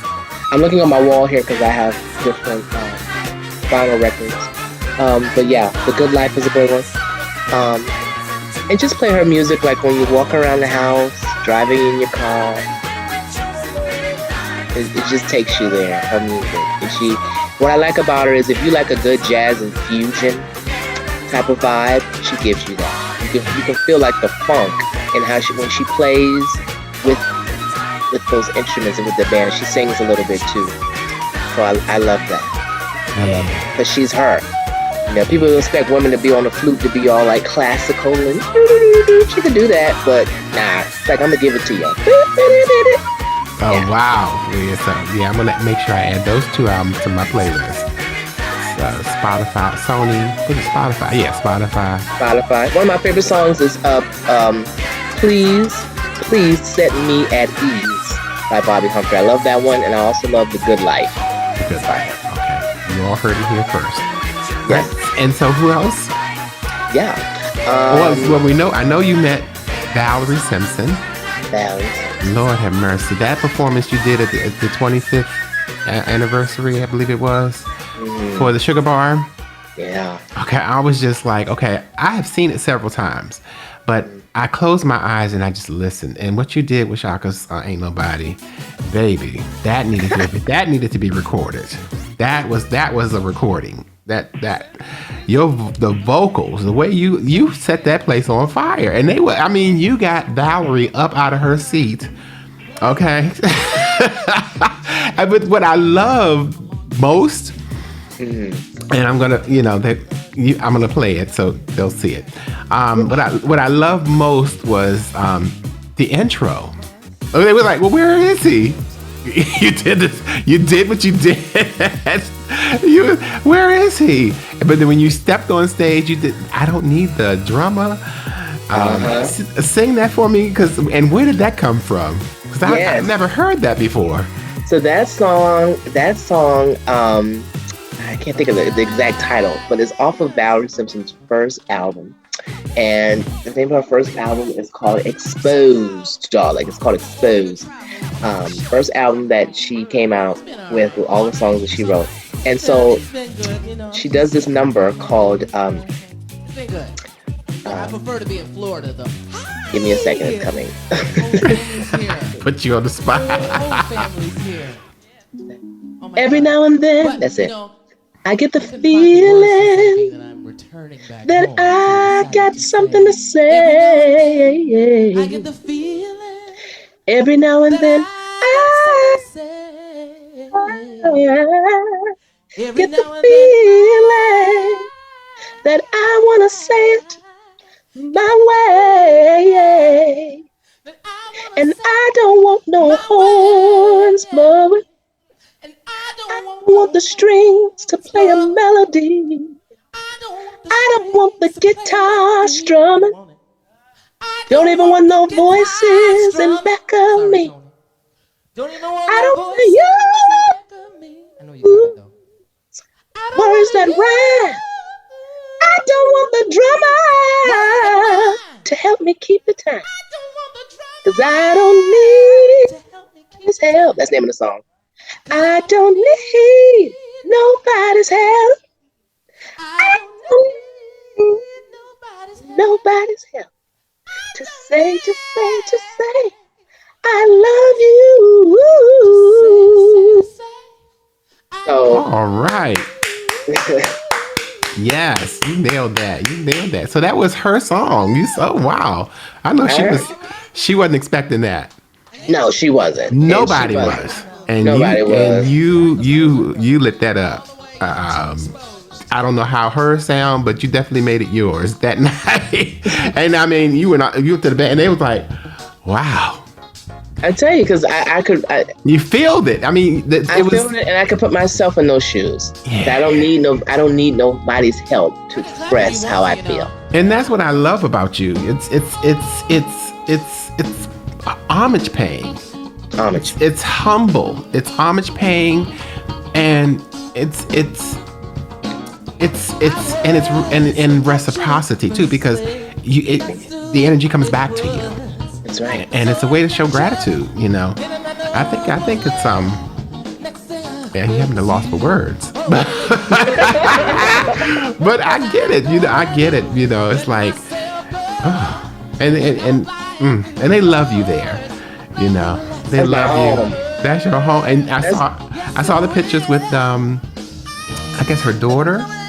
I wish you could have met Nick, her husband. Met him spiritually. Yeah, he was powerful. Yeah. But their history goes way back. I mean, they were the songwriting masterminds for. I don't know if you've seen. Well, I'm sure you know now. I know, yeah, but back then you didn't know. Yeah. Oh yeah. I had no idea. Actually, when I bumped into Valerie, I didn't know who she was. Sorry, because I was walking around New York one night, just drunk. I know. Ooh, don't drink and drive. Don't drink and walk. Okay. Yeah, because those big rats up there in New York, honey, they'll get you. Not only that, I had an edible. I was just walking around, and I saw this place. I used to just get off the subway and just walk around. Mm-hmm. Right. And I saw this place called the Sugar Bar. I thought it was a gay club. I was like, ooh, because she had like these little statues outside. It was African statues, but it looked like a penis. Mm-hmm. I was like, oh, this must be a gay club called the Sugar Bar. I was like, okay. The little cute doorman opened the door. I was like, oh, you opening the door for little old me? Walk on the side. And it was like, hey, welcome to the Sugar Bar. I was like, hey, yeah. Like, can we get you a drink? I was like, sure. I was like, this is my first time here. And it was like, oh, really? Drinks on the house. I was like, oh, okay. This is my first time. I was like, what drink you want? I said, I want a Cosmo, the gay standard. Okay. They got me a Cosmo, honey, a little sexy bartender. Next thing you know, some people were just singing on the stage. I was like, oh, they sing here? It's like, yeah, actually tonight we're having an open mic. I said, a club that's an open mic? Like, yeah, we have open mic here on these nights. Like, they was like, you sing? I said, I can do a little something, whatever. And then that's when Valerie walked through the door. And apparently, I guess I was sitting in her seat that she always sits in, but I didn't know that. So she was like standing next to me like, hey, Sugar, how you doing? Like, I'm fine. Like, yeah, I haven't seen you around here before. What's your name? It's like, oh, I said, they call me Sammulous. Sammulous, okay, that's a cute name. And then like the other, she was just standing there. Mind you, I'm sitting down in the chair. And like the other, like, I guess, singers who have always come there, they was like looking at me like, you're sitting in Valerie's seat. I was like, who's Valerie? And not only that, I also was a little sassy because I was just like, honey, Rosa Parks died for me to sit in seats, okay? Oh, okay. Luckily, Valerie, I guess she didn't hear it or whatever, but she didn't care. She like walked, she had some champagne and she like walked to like the front of the whatever.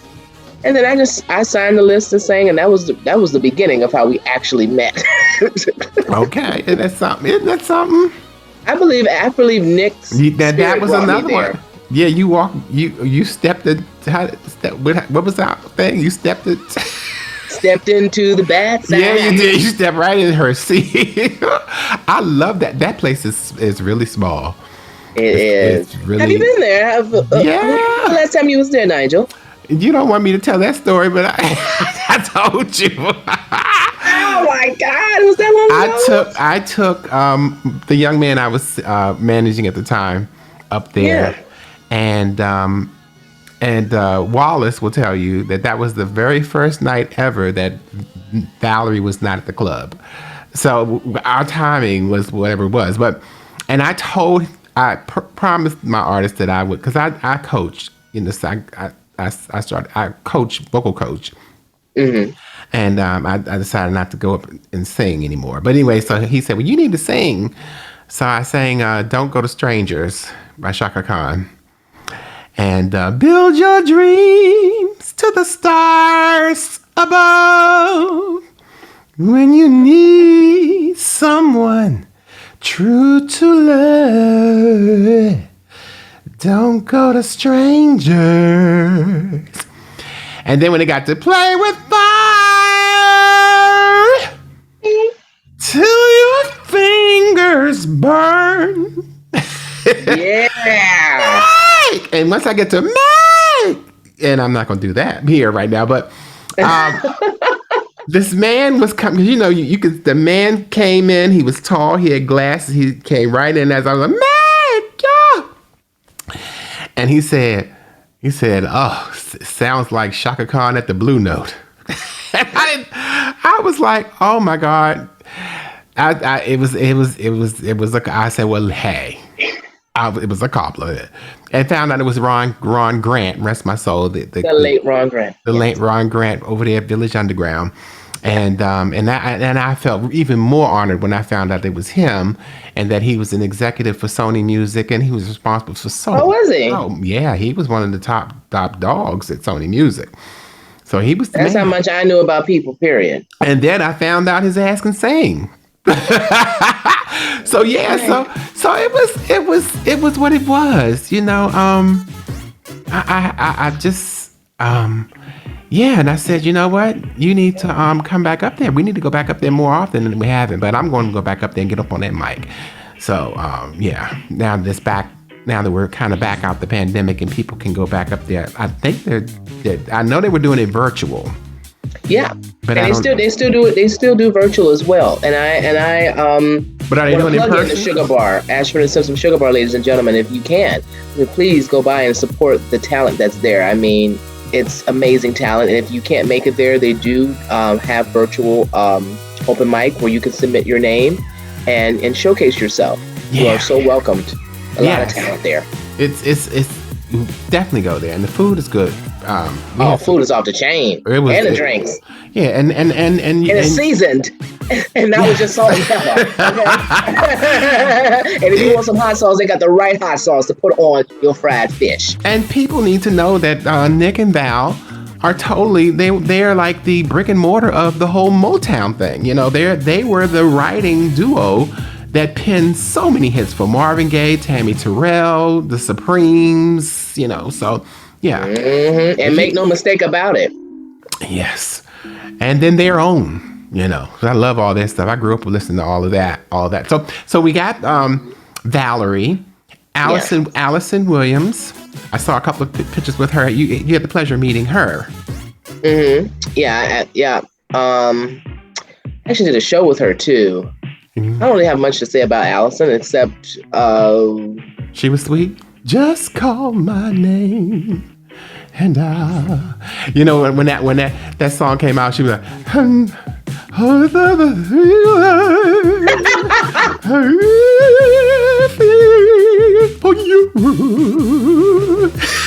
just, and when she had the big hat on, I said, okay, girl.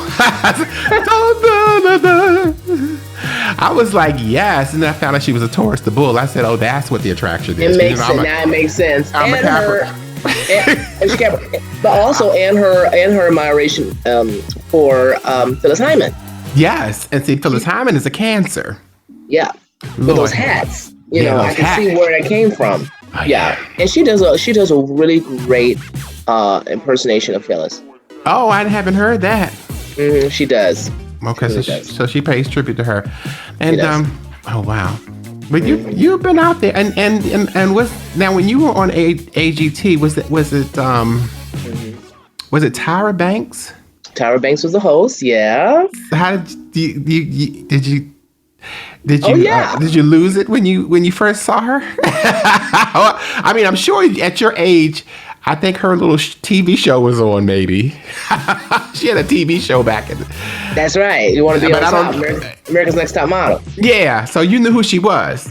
Oh yeah, and what a stallion. I mean, she's tall. She's tall. And actually, not only that, I shared a dressing room with Tyra. Oh wow. Yeah. Once that's what I was going to say. When they did the judging and found out that I was going to go to the next level, they called me back out to record them saying, yes, you're going to the next level. That's why I kind of was like, they were fighting for me against whoever was in the office. Because as soon as I was just like, oh, okay, I'm ready to leave, I was sad. I cried. You know, I was like, oh. And they said, well, Sam, we want you to come back out because now we're going to film the judge. And he let all the other contestants leave because he wanted to, you know, the producer I'm talking about. She's like, now we're going to record the judges saying yes, and we want you to be excited. I'm just like, again, this is Hollywood. It's my first time. So I'm like, what? I have to act it now? I said, give me a moment. I need to fix my eyeliner. I already like cried and stuff. And then Tyra invited me into her dressing room. I was like, oh, and she was like in there getting dressed. Like, okay. And I was like, wow. And I'm like in there like drawing on my eyebrows. Like, oh my God, I'm in the dressing room with Tyra Banks. And she's like talking to me while getting ready. I'm like looking in the mirror like, do not look at her ass. Do not look at her ass. And oh my God. And she was giving me like her little big sister word advice. Like, I remember when I first started out in the industry and I got a lot of no's before I got a yes. Like she's really down to earth. Down to earth. I mean, and that just took me back to when I was with a client and a friend, and we were at BET, and we had to go in the green room and the dressing room, and because it was a show, they were taping the show, but we didn't know I didn't know that Angela Bassett was going to be there. So Angela Bassett came in the room, and she sat in the chair to start getting her stuff done, whatever. And what did you say you didn't want to look at her butt? I wouldn't look at anything. I was like, do not look. I said, don't look at her toes. Please don't look at her toes. And girl, she had knuckles.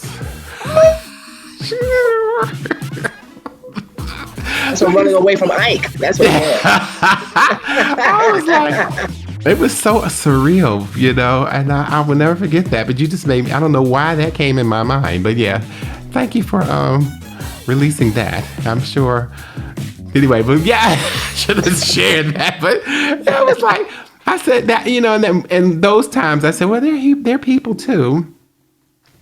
They're human. They talk about Oprah's toes too.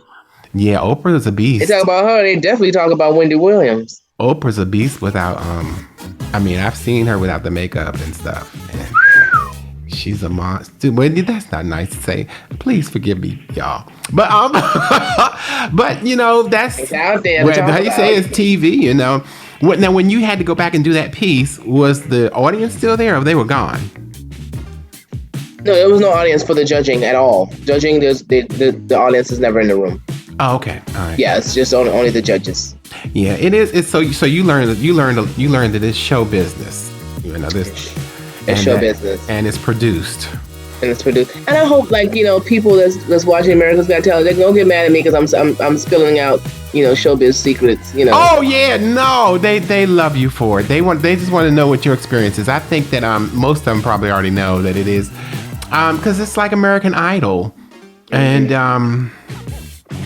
it's like you got to have a story. They're winning ingredients in those shows. Sad stories. And sad stories, and stuff like that. And RuPaul's Drag Race is one of my all-time favorite shows, and that's what I can identify with RuPaul. And RuPaul, use his platform to try to help others. And but if I was to talk to him today, I would say, would you ever thought that your show would be now overseas and in Las Vegas? And would you ever thought that now you all have a celebrity edition? It's like he would probably say, no, not in a million years. But he was consistent. He kept going. He stood fast. He believed in what he's another water sign, but he's a Scorpio. So he's business savvy. But yeah, I digress from that. But yeah, so just call my name, Allison Williams, and but Bobby Humphrey is your girl. Have you met Melissa Morgan? I have met Melissa Morgan. She's heard me sing at a venue I was performing at. She was in the audience, and I was doing Sweet Thing that night in New York. I was in New York. Okay. Yes, I was. I was in New York, and I remember Melissa was like front row, like, you better say it. Yeah, and that's something too. Have you noticed that? Well, I'm sure you have. It's like a community in New York. It is. I noticed that when I went. You can be in Cafe Wah, and all these people are there, and then they go and they're the nicest people. That's right. Hey, how you doing? Everybody's just working. Trying to keep working and stay relevant. Yeah, make that money. Make the money. Mm-hmm. Yeah.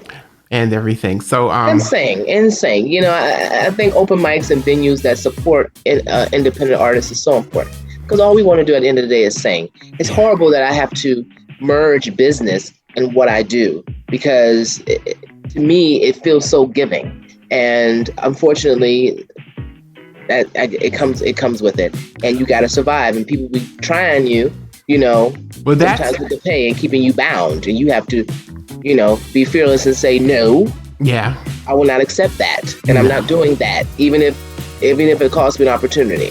Yeah, holding your integrity is so important. Very important, and that's where your manager comes in, or your personal assistant, someone to filter some of that.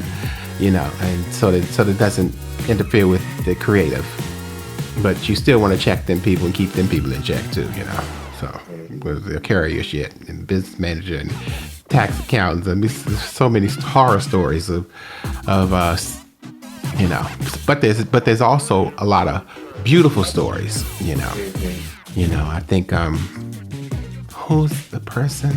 Was it Maxwell? But yeah, so you see these longevity management and artist relationships, and decades after decades, and you see the fruits of their labor. So when it's a team, that's a good thing. So, but I thank you so much. I know we've been on here for a good little while, and we could talk. And me being the Capricorn that I am, I have to, when I get real comfortable, then I'll start saying things.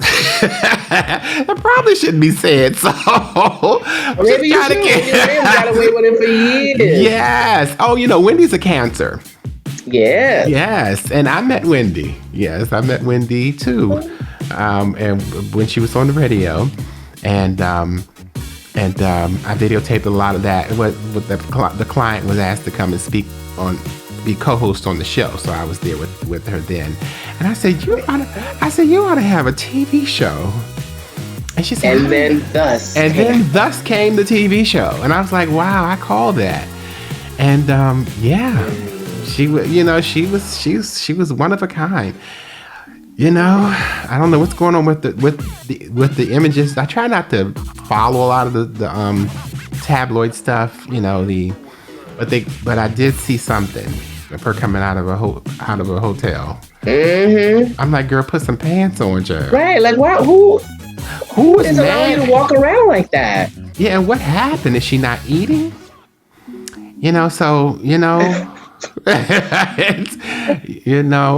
just pray for it, and then those vultures, they out there. They are out there, and it's horrible what's happening to her right now, because we all can see that there's something mentally going on with Wendy. Yeah. And leave her alone. Leave her alone, and let's not forget that she is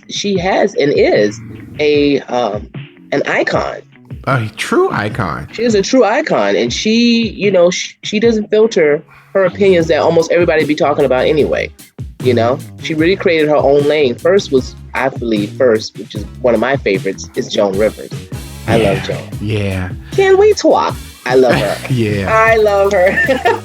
Yeah, she was one of the kind that shocks the mind. I tell you, that shocks the mind. And then came Wendy. Mm-hmm. Yeah, and Wendy with blew up. But especially after the Whitney Houston interview. I said destined. It was destined, and I mean, how you doing? And she's always done that. And see, when she was on the radio, how you doing? Mm-hmm. was code for, oh, he's gay. He's down low. So he's how you doing?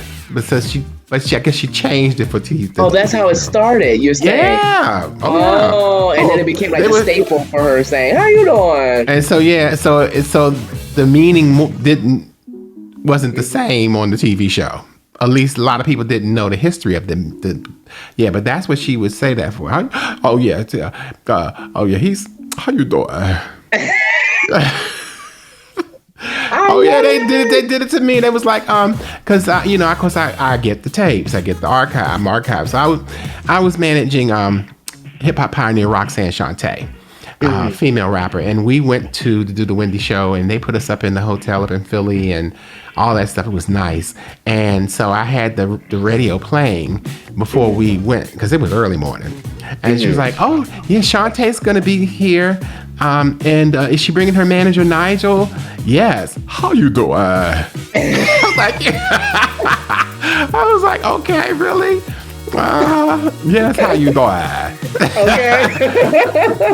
Do I have it? How you doing? You got it perfect, darling. How you doing? How you doing, best life? Yeah. Girl, when I tell you. But I was pinching myself. And do you ever get those times where you just pinch yourself to say, am I dreaming? When I guess around any encounter, any meeting of somebody, because when I met Wendy, pinch myself. Angela Bassett. Well, right. To me, the only time that I'm still starstruck is only with Shaka. I know, and that's not to diminish anyone else. Please, but for me, because it was my beginning. It was the introduction of me wanting to be an artist. So I always go back to 16 when I see her. I have to say, I try to go around it because people already think I'm a fanatic. So anyway, but yes, it is Shaka. There's nothing wrong with showing your your love for her. Yeah. Because that vibration is what's going to keep her alive. Her magic, her presence. I can remember The calling placed on her life.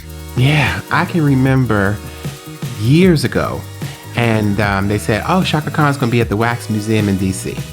And I'm like, okay. And so I figured out, I don't know how I got there, but I had this color here. See this kind of rust color? Mm-hmm. Gold and rust. It was a blended wool sweater because it was cold. And I had black thick corduroys, and I had my leather brown boots, dress boots. I was fierce. So I get there. This is my first time, and I get there, and it's like a club, and down is a stage. I kid you not. When she came on the stage, she had on the same color as me, the same color top and the black bottom. The black pants and the boots. And the boots. I'm sitting like, this is just. So then after the show, I go out and there's like these. Well, back then we played Miss Pac-Man, so I was playing Miss Pac-Man, and the girl came up to me, next to me, and it was Lizette Wilson, and Lizette Wilson was the keyboardist with Shock, and we would talk and we exchanged number and all that stuff, and then, but I tell you, it was moments like that, and then decades later, I'm at the Jam of the Year tour, because I started. I talked to Tammy, and then she said, "Hey," I said, "Well, I wanted to help out with the fan club," and so okay, and she put me in touch with Daryl Hill, and so Daryl was in Chicago, I was in Virginia, so we was trying to collaborate to do whatever. And it was a lot different back then. You had the mail stuff, and there was no internet like that anyway. It was coming around, but it wasn't there yet. But when Joan called me, she said, "Hey, Nigel, you're a photographer?" I said, "Yeah." She says, "Can you shoot, at the show?" I said, "Sure. Well, we need you there now." I was like, okay. Wow. That was that day. I just know I had to rush to the MCI Center, what's now called the Verizon Center in DC, and go backstage. And while back there, I met. That's when I first met Taka, Shaka's sister, and we hit it off. And then I became her assistant, helping her with the promotion and trying to just do everything I can for her. And fell in love with her and fell in love with Shaka too. But Shaka was like the big sister that I was too scared to talk to. Literally, that's what it was. But whenever I see her, it's just like. And I'll tell you another story. I was Patti LaBelle and Shaka was on tour together, and they're back on tour together now. And I said I need to go to this show, but because I didn't get to see the show because I was setting up the meet and greet.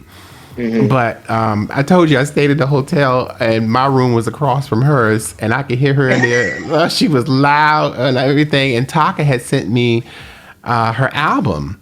And I said, well, I'm going to see Shaka tonight. She said, well, make sure you give her a copy. And I said, okay, because Taka was in London. And so when the door, this is pinching myself. The door opened. I could hear the door open. And I opened my door. And we walked together down to the elevator. We was in the elevator going down. And I said, hey, Shaka. I said, hi, Nigel.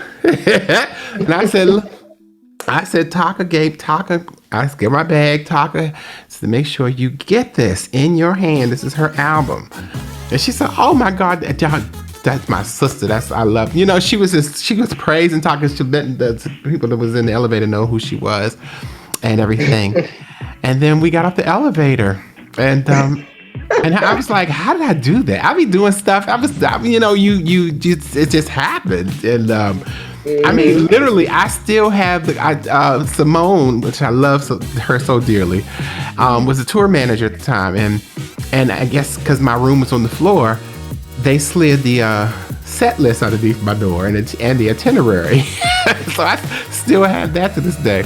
But no, yeah, I have my pinch myself moments when I was sitting in that meet and greet, that little thing, because Shaka was right there, baby. She was talking about the hot sauce in her bag before Beyonce was even Beyonce. And I made sure I videotaped as much of that night as I possibly could. And yeah, I mean, it's amazing, you know. It's amazing. And she still has that, humbleness to her that she doesn't see herself how other people see her. Yeah. And I understand that now. Yeah. Because when I went to a store one time and someone saw the footage of my performances, and it kind of made me nervous because they were like following me in the grocery store. It's like this girl, she kept following me with a cart. I'm like, what the fuck? I'm like getting kind of like crazy because I'm hearing all these stories about people snatching up people in vans. Yeah. She was like, I just want to know if I can get your autograph. I was like, oh my God. I thought to quote Wendy, I thought you was the killer. Oh my God. But I could see, now I can see how people can look at you in another way. Yeah. But when I was growing up, I didn't see that. I was like, why would someone, and I'm still learning like how people see you in those ways. Yeah, it's a process. I mean, well, it's an aura. It's an aura, and sometimes you go through your daily day and you don't think about that. And but yeah, keep a Sharpie or keep one of them little things on hand. So be ready. Hand sanitizer for sure. Yeah, oh yeah, now it's just a little different. Yeah, for sure. And be ready to take all the selfies. But yeah, no. But since we're still talking about Shaka, let's plug in here Nigel's group, Shaka's B-Sides on Facebook. Yes. When I tell you that it's a community filled with, I wouldn't say fanatics. That's not the word. It's a community full of lovers of Shaka, and that will give you a more insight to her through music and stuff that they share in that group page. I personally enjoy going there and just seeing what everybody has to say and looking at pictures that they take when they catch her on the road or footage that they have. You just never know what you see. And you get introduced to music that you never heard before. It's amazing. I mean, it's really took a life of its own. And we refer to ourselves as Shakaholics. Shakaholics, ladies and gentlemen. And then some say Carnaholics, but Shakaholics. Yeah, well, I mean, I was just, and it's no secret, I'm friends with her Mark, Shaka's brother, Taka. Mark Stevens. I was just talking to Mark earlier. Uncle Mark. Love you. Uncle Mark, and he was just telling me how he was on the B-Sides group today, and how there's a lot of interesting stuff going on. And he loves it. And I was like, groovy.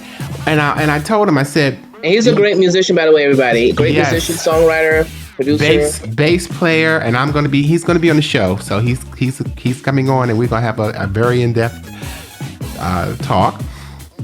But he's no joke. He's one of my mentors. We talk a lot. Matter of fact, he he's instrumental in he's like in a lot of people's lives and Shaka's. Majority of her recordings and everything. And what I love is he's the leading man in This Is My Night video, and then I love him in the Love of My Lifetime video. That video I could Love of a Lifetime. Yeah, that yes. I still don't know what she be saying in those lyrics, but that's the thing about music. I might not know what she's saying. I know now. Hit and run. I know where you're coming from. We can still. But anyway, no. And then we'll hit and run together. Yeah, that was. I mean, she comes to learn. I was faithfully. It's soul stirring, soul moving. But what was I saying? I was about to We talking about Mark and how he's like coming up on one of the episodes. Oh, I'm talking about the group. Yeah, the Shaka Khan B-side the album. group, yes. Yeah, and how it came to be was I just a few years back. Yeah. I just got tired of seeing, people whenever they would talk about Shaka on TV or anything, it was either ain't nobody or I'm every woman, and that was it. Well, I feel for you. Rap. And I feel for you. And I said, I'm gonna start a group, Shaka Khan, B-side album cuts and collaborations group, because a lot of people need to know that these album cuts, baby. And she, quiet as kept, she has honed in on it on the group too, because she's now changed her set list, and now she's doing album cuts and B-sides. She even mentioned it in that special. I don't know if you saw that special. It's like, no, what I would tell anybody like Shaka, any of the legendary R&B soul singing acts who were shafted by these record labels and shitted on, and a lot of this stuff was taken and all that crap. I would say nowadays you can go, if you fight and you can't get a hold of those masters, fooey on them. Just go get the license and redo them yourself. Sure, you might have to pay a little license fee, but now you have another way to generate some royalty checks and some sales for yourself. So I'm glad. Yeah, I'm glad that it's turning into that where people can learn, because I'm amazed. I have seen images. I thought I knew it all. And I'm sure it's refreshing for her when she looks at it, because she's also human and she forgets a lot. I mean, people ask her, "Hey, have you ever done TV?" No. I'm like, "Oh, yes, you did, girlfriend. You were on Hunter." I have the show. Have you seen her on Hunter? I believe somebody posted it. Yes, I have. Okay. Yes, yes, I have. So quiet as kept. It's on Amazon Prime. You just gotta look for the show Hunter, and it's one of the seasons and one of the episodes. For whatever reason, they didn't put her performance so close but so far away, which is my jam. And that's another thing. She keeps getting nominated for the Rock and Roll Hall of Fame, and they keeps passing her up. And I say, well, what management's not doing their job, because you got to pack. You need to present it. It's about you need to. Well, there's a collection of stuff that she's done throughout the years that's bona fide rock, and just compile them, and then and listen to each one, and you will say, oh, that's a rock and roll sister there. She's no joke. She's not just funk. She's rock. She's really rock, more so than anything. Rock and jazz, because the 80s was, that guitar. She was a rock. And a musician first. Yeah, and a musician. She plays the drums. But I meant more vocally. Oh, vocally, okay. She's a musician first, I believe, before a singer. Right. Because if I recall correctly, she said that when she sings a song, when she doesn't sing it the same way, she attempts to sing what she hears in her head. And I can relate to that because I do the same thing with live musicians. And to me, that makes you a musician first, because you're creating your own chart.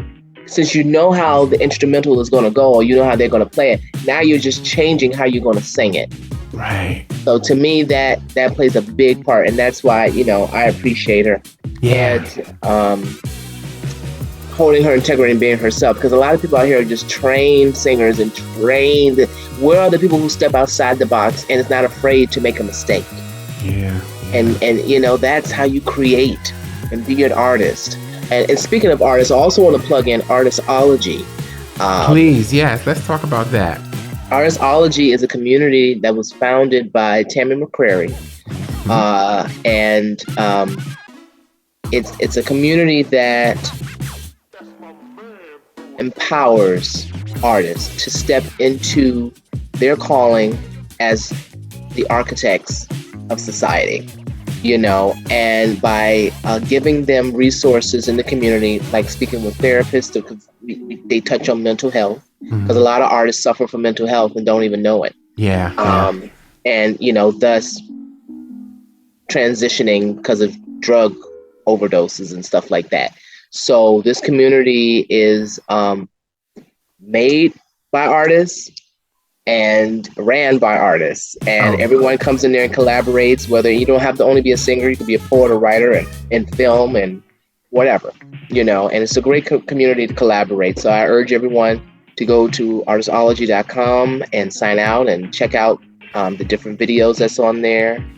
And yeah, I love the song you did with Tyler. I was about to say Talent, but Tyler, yes. Yeah. That was amazing. And you just never cease to amaze me. I need to tell me about that. Tyler, also another singer that was featured on that. The theme is called the Artistology theme song. That was also featured was Drea, Chloe, and the Laughing Love Bugs. So I just wanted to make sure I plug them in there as well. It's not only just me. Okay. But that is my verse that I wrote. Okay. I know that's right. Okay. I know that's right. So the Laughing Love Bugs? Yes, that's their name. That's a name. Okay. Yes, because they also do yoga, different type of yoga in the artistology community, and one of those yogas is laughing yoga. So people's like, what is that? Like that? Okay. It's like that. You just laugh. It's different ways of doing it, and it's a way to raise your vibration instantly. Yeah. And because once you in the beginning faking it, you eventually start. Why am I laughing? You realize it's power behind that. Yeah, it's healing. It's healing. It's definitely healing, and it's power. Oh my goodness. I know. You got me ready to start shaking and rocking and rolling. Hey, don't do that on the ship. On the ship, yes. You know. So I go way back. I mean, it's before your time.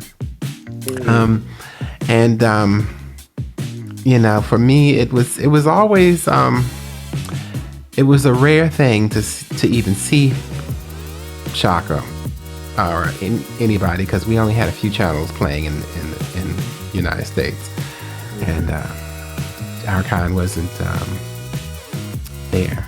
And then I was too young to be going to the concerts, because they would come I could hear on the radio, they're going to be at the concert, and I want to go, and I couldn't go. I was too young. And I grew up in a conservative home and everything. I'm sorry for you. Yeah.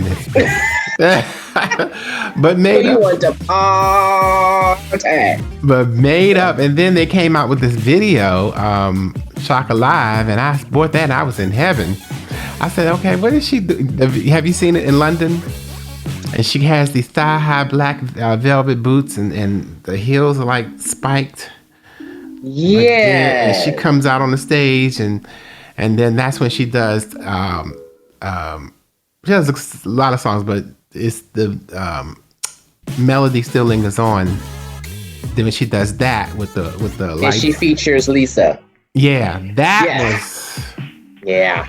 Yeah, that was like. Voice was hoarse, but still sounds good. But for me, it was heaven, because I had no way of seeing her. Always hear her on the recordings, and I would imagine that I was in the studio with her. I don't know. For me, my process was first learning the background vocals, and then once I got that together, then I would step in and sing with her and learn the lead, and then I would learn the whole album, the front and the back.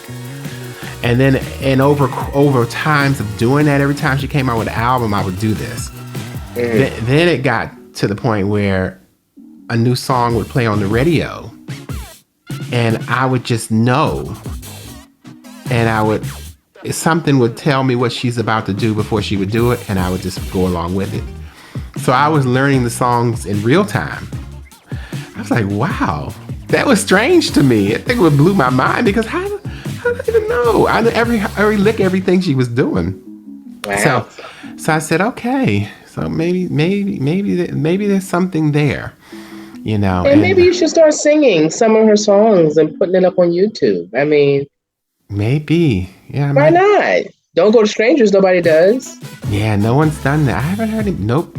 Nobody can touch that. That bebop medley, baby. Let me tell you, that thing right there, that's a workout. I want to cover that. Please. I want to cover that sucker. I'm gonna. Yeah. Yeah, you should. I strongly encourage you to do it because I would do it too. I'd have to get my personal trainer back and get to working out and getting the wins and things going. You know, because I'm just decades older than I was back then. But yeah, that one. But I want to merge it with Coltrane. Yeah. We are. Yes. So you heard that. You heard that. Yeah. I heard it? I had to do my homework. The jazz, that, I mean, all of that. I mean, it's just, there's nobody like her. Nobody. And then there was a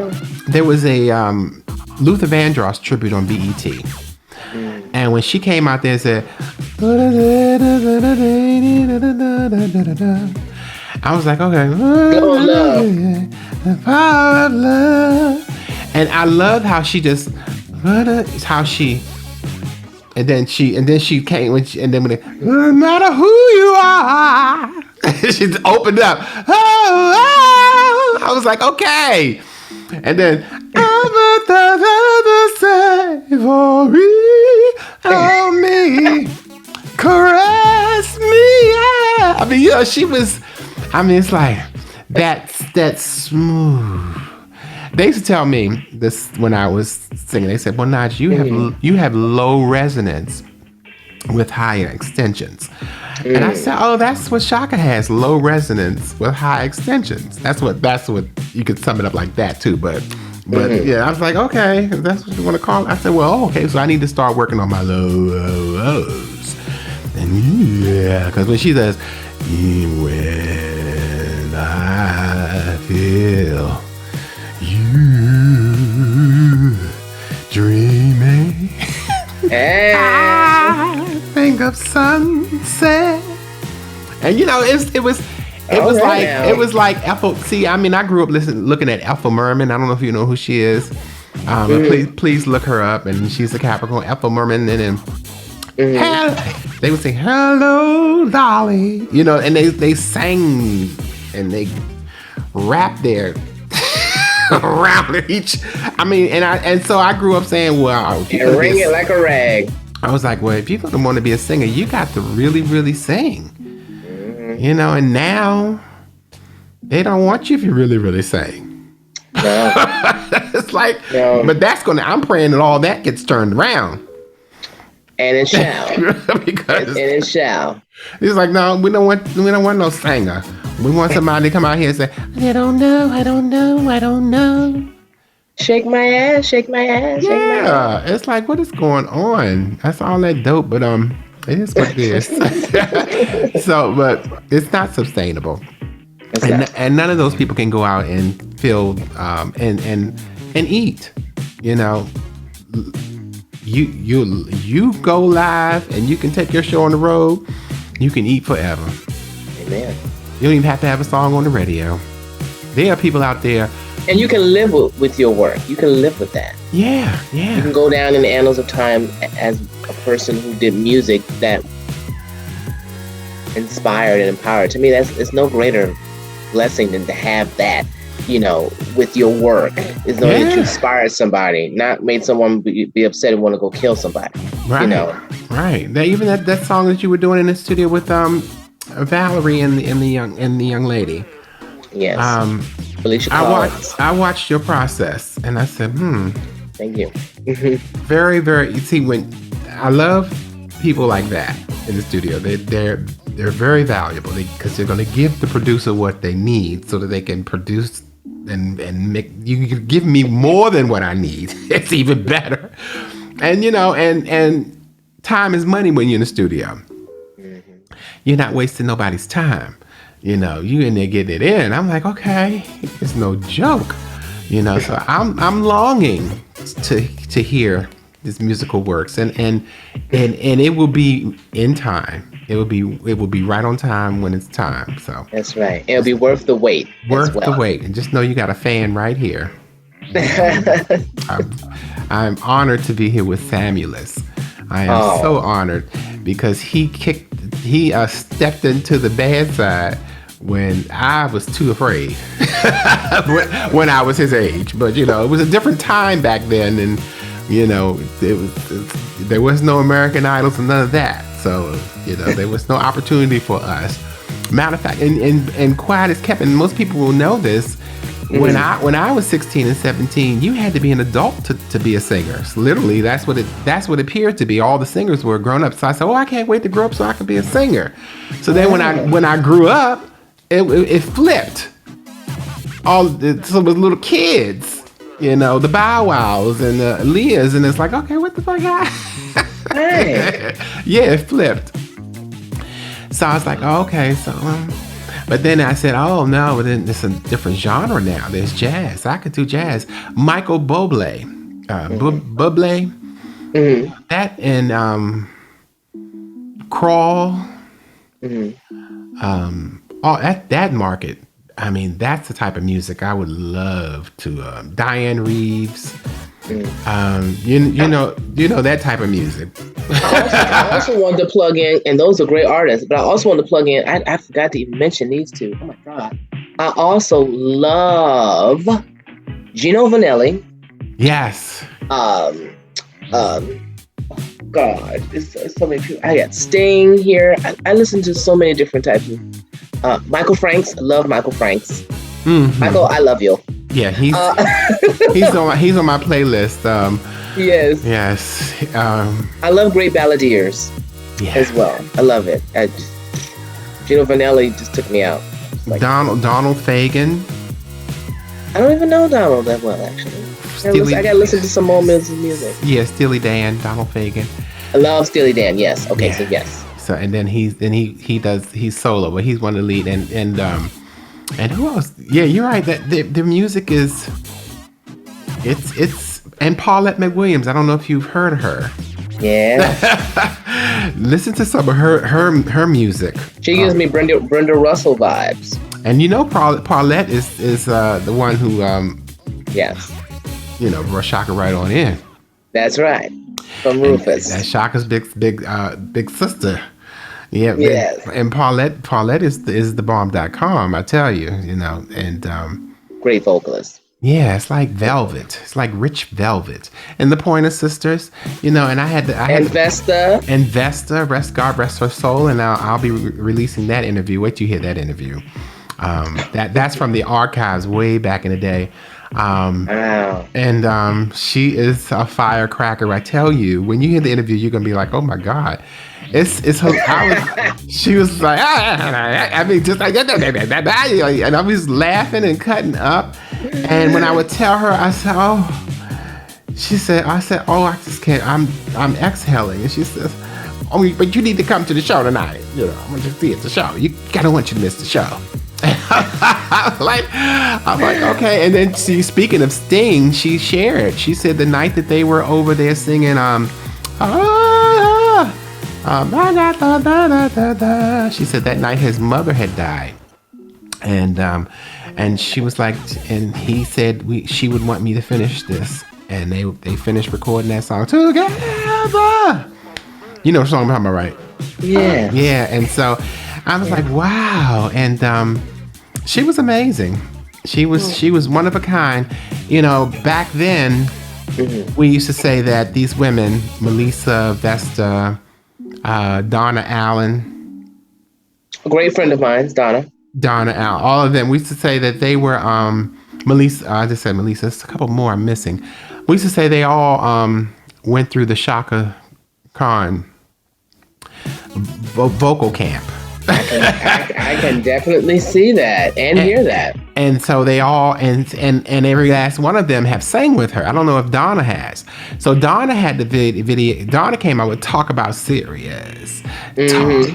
Talk About Serious. And I was like, who is this? Baby, I don't know what I can do and without you. And the other one that I like by Dawn, I tell her this all the time. This other one, what about Heaven on Earth?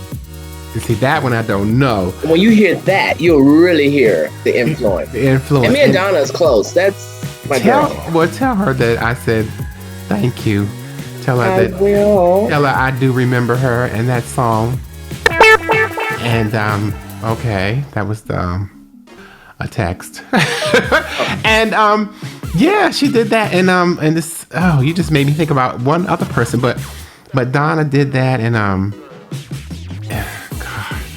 yeah, so it's a bad. What's the other lady from Joyce Kennedy? Another one. Joyce Kennedy, but no, Tony. Rest in peace, Tony Smith. Yeah, from Jamaica Funk. I met her.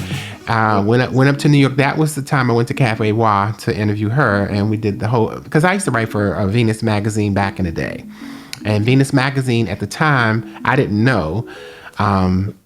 Just like you, I'm doing stuff for Taka. Newsletter press and all that stuff, and then working with Shaka's fan club, and then some lady called me and said, "Hey, I saw your newsletter, and would you write for us at Venus magazine? Since I saw your newsletter with Taka Boom." And I said okay, and so she sent me the magazines, and I started writing for Venus, and Venus was the first Black, gay, and lesbian magazine. Wow! And so I was doing the entertainment piece, and that's when I interviewed Brenda Russell. Ivan Hampton. I met.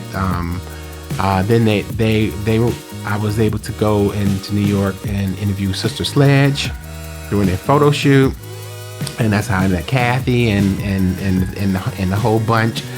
But yeah, so I interviewed Tony Smith, and that was amazing because they were up there, and Donnell Rollins, he's a comedian. I don't know if you ever heard of him from Dave Chappelle's show. Mm-hmm. Ashy Larry. Well, we went to school together. He's from my hometown, so it was like, "Hey, Nigel, how your sister?" I said, "What you up here?" He said, "Yeah." And so he was the comedian that night, and then she was singing, and Cheryl Pepsi Riley was singing with her. Mm-hmm. And so I was like, "Oh, hey, Cheryl, I remember you. Thanks for my child." So I was like, "Oh, that's why I say it's like a community up there." Mm-hmm. And then the guy that was playing, "I hear music in the street, and then nothing the funky beat." That was him playing. I was like, these are all the people that I grew up listening to. So it was amazing. God rest her soul. But yeah, when Jamaica Funk came out that summer, baby, Jamaica Funk, that song still, that horn, I mean, it's still to this day puts chills through, it just chills me up. So rest in peace. She was sweet. She was. She gave me a big kiss on the lips one time. She's like, And then shortly after that interview and seeing Donnell, I'm minding my business, and I turn on TV, and there's this new program called The Chappelle Show. And who do I see on there but Donnell Rollins? And I'm like, hey, this stuff, I just saw him. And then shortly thereafter, when we all knew about Tyler Perry because he was, doing the we could call them ghetto plays, but the churches would go. But then he started to release the videos, and then over time, who's on there but Cheryl Pepsi Riley? I'm like, wow, I keep seeing people. And yeah. And where's my tickets? Yeah, where's my time? Right. It's right now. Look, it's right now. Hi. How you doing? How you doing? So I mean, yeah. So it's full circle, but I mean, I wouldn't have it any other way. Yeah. And so so the feeling of Vesta Williams, that interview, how that happened, and I learned too, and it may not be that way now, but back then you had to walk on eggshells and tiptoe with a lot of these managements because they were okay. When you come in here, look like don't breathe. You feel like you can't. You want to see the president, the queen, or something. It's like, okay, really. And then you have those times where it's like, come on in, everything's cool. Yeah. So I learned there's different idioms to this thing, and that takes me to my experience with Lettucey. And I'm going to leave that alone. that's going to be another time. But yeah. But yeah. Oh, so you got a lot of tea, Nigel. I have a lot of tea, Wow. But I like to try to focus on the positive energy and the beautiful and the power of manifestations, And the power and that's quotation marks on the positive yes, aspect of it, ladies and gentlemen. Yeah, so the positive, powerful, and it's the fact that they thought of me twice. Okay. The Verve recording company thought of me twice and in that situation. So, but but positive affirmations, when I tell you that, and manifestations, I just felt like I knew Shaka, I knew Taka, and I knew Mark. And after listening to the album and after finding out that they actually record together on one of my favorite albums, I didn't know at the time. But then when I go back and find all this out, and then Taka hit me to a lot of stuff. I said, oh, and it just something was in my soul. I said, when Taka moved back to the States, so she's here. I said, every chance I talk to her or I talk to Mark, I said, you all got to do a family project. I don't care if it's an EP, you got to do it. And I just kept every time. I just kept saying it. And then it happened. She said, we're going in the studio. We are. It's all set. Shaka's coming. We going. Boom. I said, yes. And then I think she told me they were going to do a video. I'm like, oh, good. Now, I didn't know what to expect. But when I heard the song and saw the video, I was like, there is the God. And when you have these visions and you have to go tell it, and if it's telling you who you need to tell it to, do everything in your power to get that message on through to them. That's right. And push, because a lot of times they don't see it, and it's good to have somebody around us that can see. And so that project with the three of them on it, and you've seen the video. I have seen it. And the song, and it's nice. It's more than nice. It's like if anybody didn't know, and a lot of people don't know, that she has a sister and a brother who is, and they're all musical, and they all work together. And Mark has been with her throughout most of her career, her solo career. I know throughout the solo career, and is the music man on most of her projects. So yeah, Mark is the man. Yeah, it's something. But I love it, and I would be remiss. Look, I'm trying to be proper. I would be remiss if I didn't mention my girl, Malini. Malini. Oh, yes. So sweet. Yeah. And me and her are more alike than different, because I look at her and I say, oh, God. Because she's right on the cusp, baby, of Sagittarius and Capricorn. Well, is she now? But the more that I see her now, she's more Capricorn. Because Capricorns are, we're kind of like to ourselves, and stern. I mean, do you get what I'm saying? Do you? Absolutely. She's like, and it's like no nonsense, Absolutely. But people read us wrong because we're just the sweetest Pacha, and when you get to know her, you're like, oh, she's the funniest. Let's go. And Lil Raven. Mm-hmm. And I'm going to send you that footage at some point, with us having the talent show, and Raven was in there. She was younger then, but she was like, wow. And, it was having fun. But yeah, no, so, but yeah. But, and to touch on Malini, what I like about Malini is that she does her thing. Yeah. She does her thing. And I'm sure that she has stories that she probably wouldn't even dare mention on media, but you can tell that she's been through a lot, and that she, I just like her energy. Yeah. And it was a song I was humming the other day, and it was her song. But tell me who's down for me. I was like, okay. Yeah. Yes. And I'm still playing lips, hips, trips. Ooh, and you know, and this.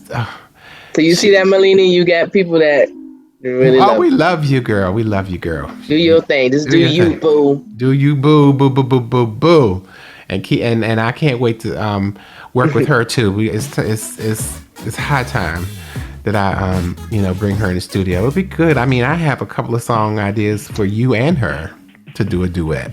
Oh, that's something different. Yeah, because I know you think that I want to bring you in the studio to do the Sylvester song. No, it's far beyond that. Oh, Sylvester. We didn't even talk about Sylvester, but yes. Yeah, Sylvester is he. Nigel wants me to remake Stars by Sylvester. Yes. You are a star that shines. Yes.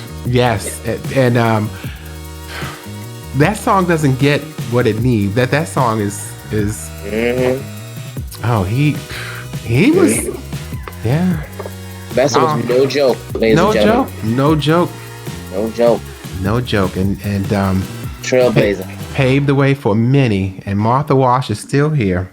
She's still here, and Jeannie Tracy. And Jeannie Tracy, yeah. Isn't it amazing? But yeah, it was a different time. Like I told you, back then, it was all about the bands and the block parties and the festivals. And so, and music was definitely in schools. So you learned instruments, learned how to play, read, and all that stuff. And people got out there and jammed. And so it was a battle of the bands. So when we had the Don Kirshner's rock concert, I used to try to stay up late to see it. And that band's got the dance to the music. You had it, yeah. It was fun and in the sun, hot fun in the summertime. Yeah. And then the people said, okay, these people are too loud. We got to throw some drugs up in here and mellow these people out. These people that do this stuff to the communities, and so then you had the psychedelic funk and the parliaments and all that came out, but it was and transitioned, and it was heavy. It was heavy for a lot of people, and the music business was ever evolving, but you had some cruddy ass people up there, and that's what pisses me off about the cruddy people who were the A&Rs and the all those people. They messed up. I mean, they didn't pick. A lot of music just didn't get the light of day because of these idiots, and they, it is what it is. But today is different. We can get access to a lot of stuff, and we don't have to be held back because of them. But yeah, absolutely. So look at you. So what you gonna do to So when do you October? You take off. October you'll be gone. Yes. Well, actually, no. Rehearsals will be in October. I'll be rehearsing in New York, and then we actually set sail November 2nd. Okay, so you're gonna stay in New York for how long? I'll be in New York for about 2 weeks. Okay, so you're gonna go up there 2 weeks, and then you're gonna leave from New York and go back to Florida, and then come back up. No, immediately from New York, we fly over to Rome, and that's where we board the ship. Okay. And then we'll do the Mediterranean. Excuse me. We'll do that for about a month, and then it comes back to New York and comes down to the Caribbean. And and the itinerary can be found on MSC.com. Yes, and the name of the ship is called Seascape. And tell me everything you know about it. I know you're probably still learning, but what's exciting, and what can we look forward to on that ship? The only thing that's exciting me right now is just what it's going to look like. This is a brand new ship, so I hear it's 19 floors. Oh my goodness! And I hear it's a capacity up to close to 7,000 people. So I'm just in awe about everything, but I'm mostly in awe about design and how it's designed. So I can't wait to see, because I'm told that there's like eco-friendly type stuff, and so I just want to see how like they made it more modern style, and what today's ships look like compared to ships that was made in 2005. Yeah. I'm into that type of stuff. And of course, the entertainment. Mm-hmm. But I'm really into how it's going to look. I'm told like in the center of the ship, it's like a reenactment of Times Square. Like they have like a Statue of Liberty right in the center, and it has like these videoramas around the whole thing, like a billboard, and it's like different LED lights and stuff going on in the center of the ship. So I'm like a city, wow, literally now escalators, elevators. Wow. Mm-hmm. And oh my goodness, it's gonna be a treat. It's gonna be a treat. And now, and on those type of cruises, do they often bring the children, or is primarily adults? Yeah, you can bring children as well. Yeah, they have kids clubs for the parents that want to, enjoy themselves for a late night or have a drink. They have kids clubs, and kids clubs have activities for the children, and yeah, definitely family friendly. Oh, good. Okay, so it's but the cruise you were on before, but it wasn't that big. That ship wasn't. It wasn't 19 floors, but it was pretty big. I think it was about 10 floors. Don't quote me on that, but it was pretty big as well. And it also had a kids club, also family friendly. So did you make your way around the whole ship? Yes, I sure did. I was there for 9 months, so I had to. I know that's right. I had to find, different stuff to do, and I did. Beautiful. Yeah, well, I'm looking forward to that aspect of it as well at some point. Yeah. So yes. Yeah, Stella has to get the groove. Yeah, you will. You'll enjoy yourself. Yes. So, but yes, Sammulous, thank you so much for a fantastic chat with me, none other than Nigel. My pleasure. Anytime. And we must do it again. And absolutely. Look for me on the cruise with you, get some footage and stuff. And I can't wait. I want to see the show. I want to see you in action and everything. And I long for the day that we can actually be in the studio together, making some magic happen. And just know that you call me anytime you need some help, some advice. I'll do the same and everything. And I want to make sure that I www.sammulous.com. Go to his website, join his mailing list. Yes. I'll put the link there. He's on Facebook. He's active on Facebook and I believe Instagram too. And Instagram. Yes. I'm not sure about Twitter. No, not much, but I probably will start. But mostly Facebook. Yes. Facebook, and shout out to Team Sammulous Butterflies on YouTube that's been posting a lot of my performances. I so appreciate you all. So much. Yeah. Y'all got them some good stuff. Yeah. So follow them too as well. Yes. Because that's very important. That's that machine that I was telling you about. Us worker bees in the back, showing support and keeping things going because you can't do it all by yourself. I can't. I can't. You can't. And, but I so look forward to staying in contact with everyone. Yes, please follow me on Facebook. And Nigel, thank you so much for having me. It was such a pleasure and joy. To chat with you about everything that. Like a normal conversation, and that's what's beautiful. And I hope we brought some insight to some artists that you all can go and check out and support as well. And and we are family. So we definitely are family. Yeah. Thank you so much for listening. Be sure to tune in for another exciting and fun-filled episode. You do not want to miss it. Follow me on Instagram at NoneOtherThanNIGEL. Like and subscribe on Facebook. Interested in being a guest on our show? Or have a topic or show idea in mind for me to consider? Just head over to NoneOtherThanNIGEL.com.